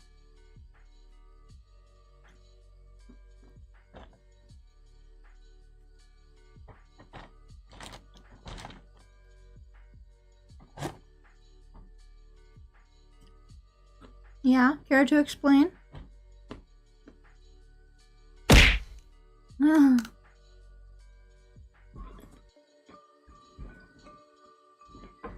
Well, that was an okay story. It wasn't as good as I was hoping.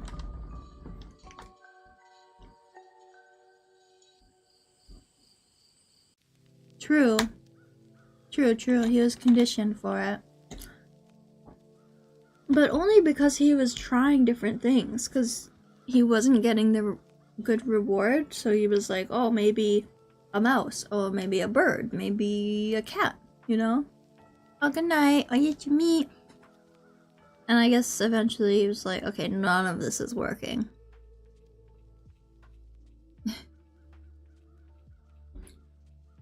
But at 16? He must have been strong.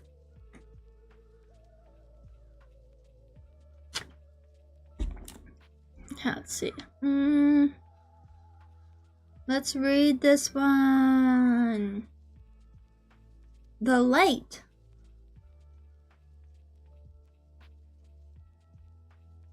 Yeah. But the monster in the well likes it fresh. So I think he likes it alive? I don't know.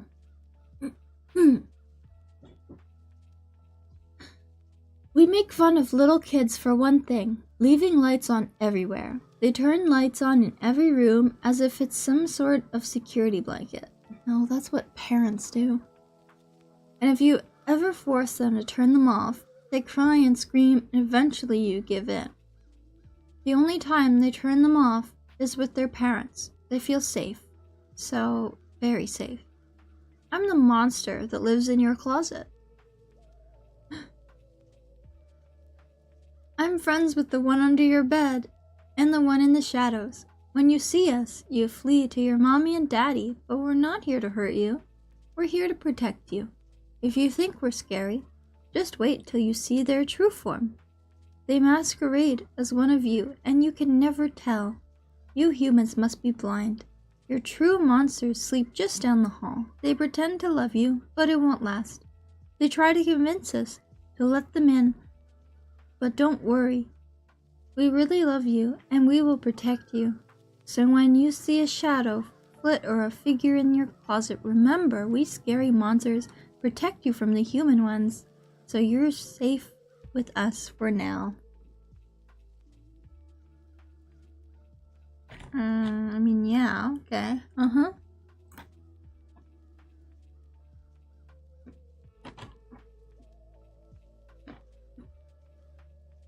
True. Ooh, this is like 2 sentences. Yeah, it wasn't scary. The closet lights. When I was a little girl, I used to read at night. I always kept my closet light on. It flowed from underneath the door and dissolved the illusion of darkness with bright, brilliant, warm, inviting. I felt so comfortable that I would forget to turn it off afterwards, but one night it turned itself off. Lame. Yeah, humans are the real monsters. Your parents, don't trust them. They're gonna hurt you someday. I feel like whoever wrote that has some issues to work through.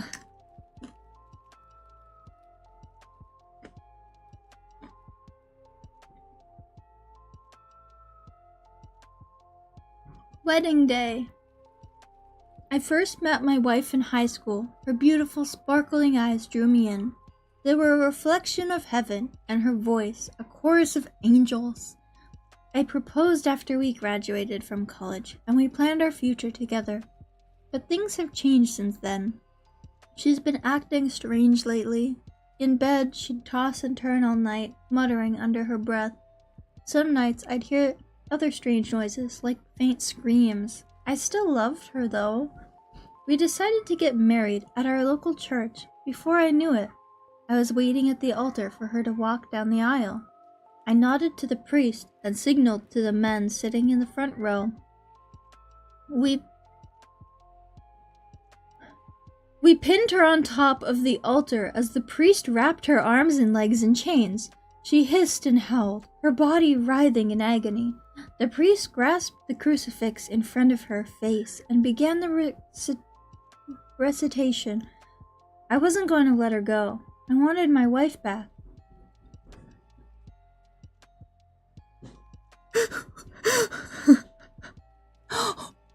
What?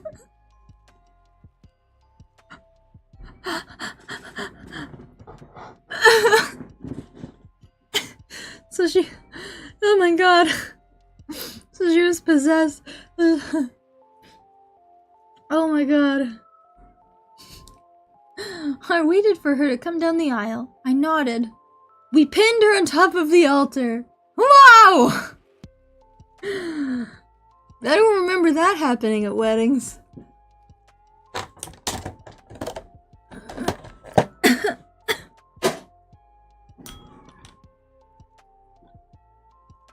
These stories kind of suck. But, next one. Go to bed.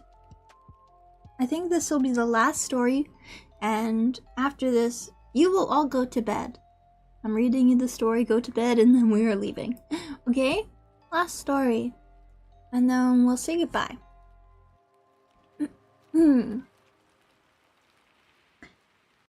Jacob decided to stay at home when his mother went out. She told him to go to bed at 11, but unfortunately, he couldn't hear her over the sound of his music. Jacob haphazardly waved his mother goodbye as she closed the door. Jacob spent an hour and a half playing with his phone. Games, YouTube videos, movies, music. He even texted his best friend for a while, until she no longer replied. He didn't pay any attention to the time, until his phone battery hit 10%. Jacob realized that his mother never called or texted him in all the time that he had his phone.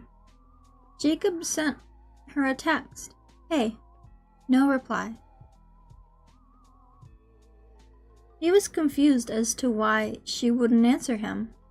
She always answered her phone. His confusion chilled into concern. As night fell and midnight rose, he sent another, Mom, where are you? Again, no answer. Sweetie? A familiar voice rang out from behind the couch. It sounded like his mother's, but it wasn't. Not entirely. It was warped, wrinkling like folded tinfoil. Jacob jumped and spun around, only for thick black hair to consume his sight. Why haven't you gone to bed? What? What? What? What? I don't get it. I don't get it. These stories are kind of bad. I don't get it. Yeah, these stories kind of suck. But that's fine because it's actually time to go. And, yeah. It's unfortunately time to say goodbye.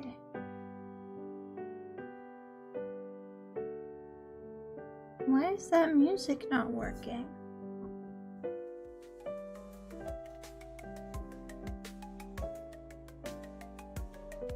Yeah, I know, it's pretty spooky. Oh, there we go.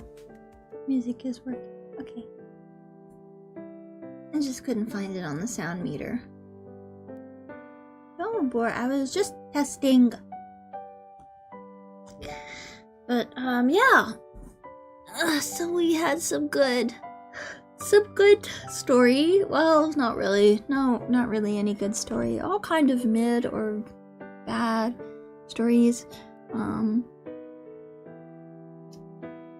And yeah, I want to read you guys my favorite book, but I can't find it. I might end up buying it. Like the physical book. So that's literally all I can find. I guess because it's old and it's also a translation. And I guess it's probably not like, it's not like a very popular thing, right? So, kind of hard to find. Makes sense. But What day is it today? What day is it? It's Tuesday. Yeah, so I unfortunately won't see you guys for like another week. Sucks, I know. Has to be somewhere free? I can't find it anywhere. Yeah, I'll be back in a week. I have to go to Tokyo again for another event. And when I come back, we're gonna be playing the scary video game series.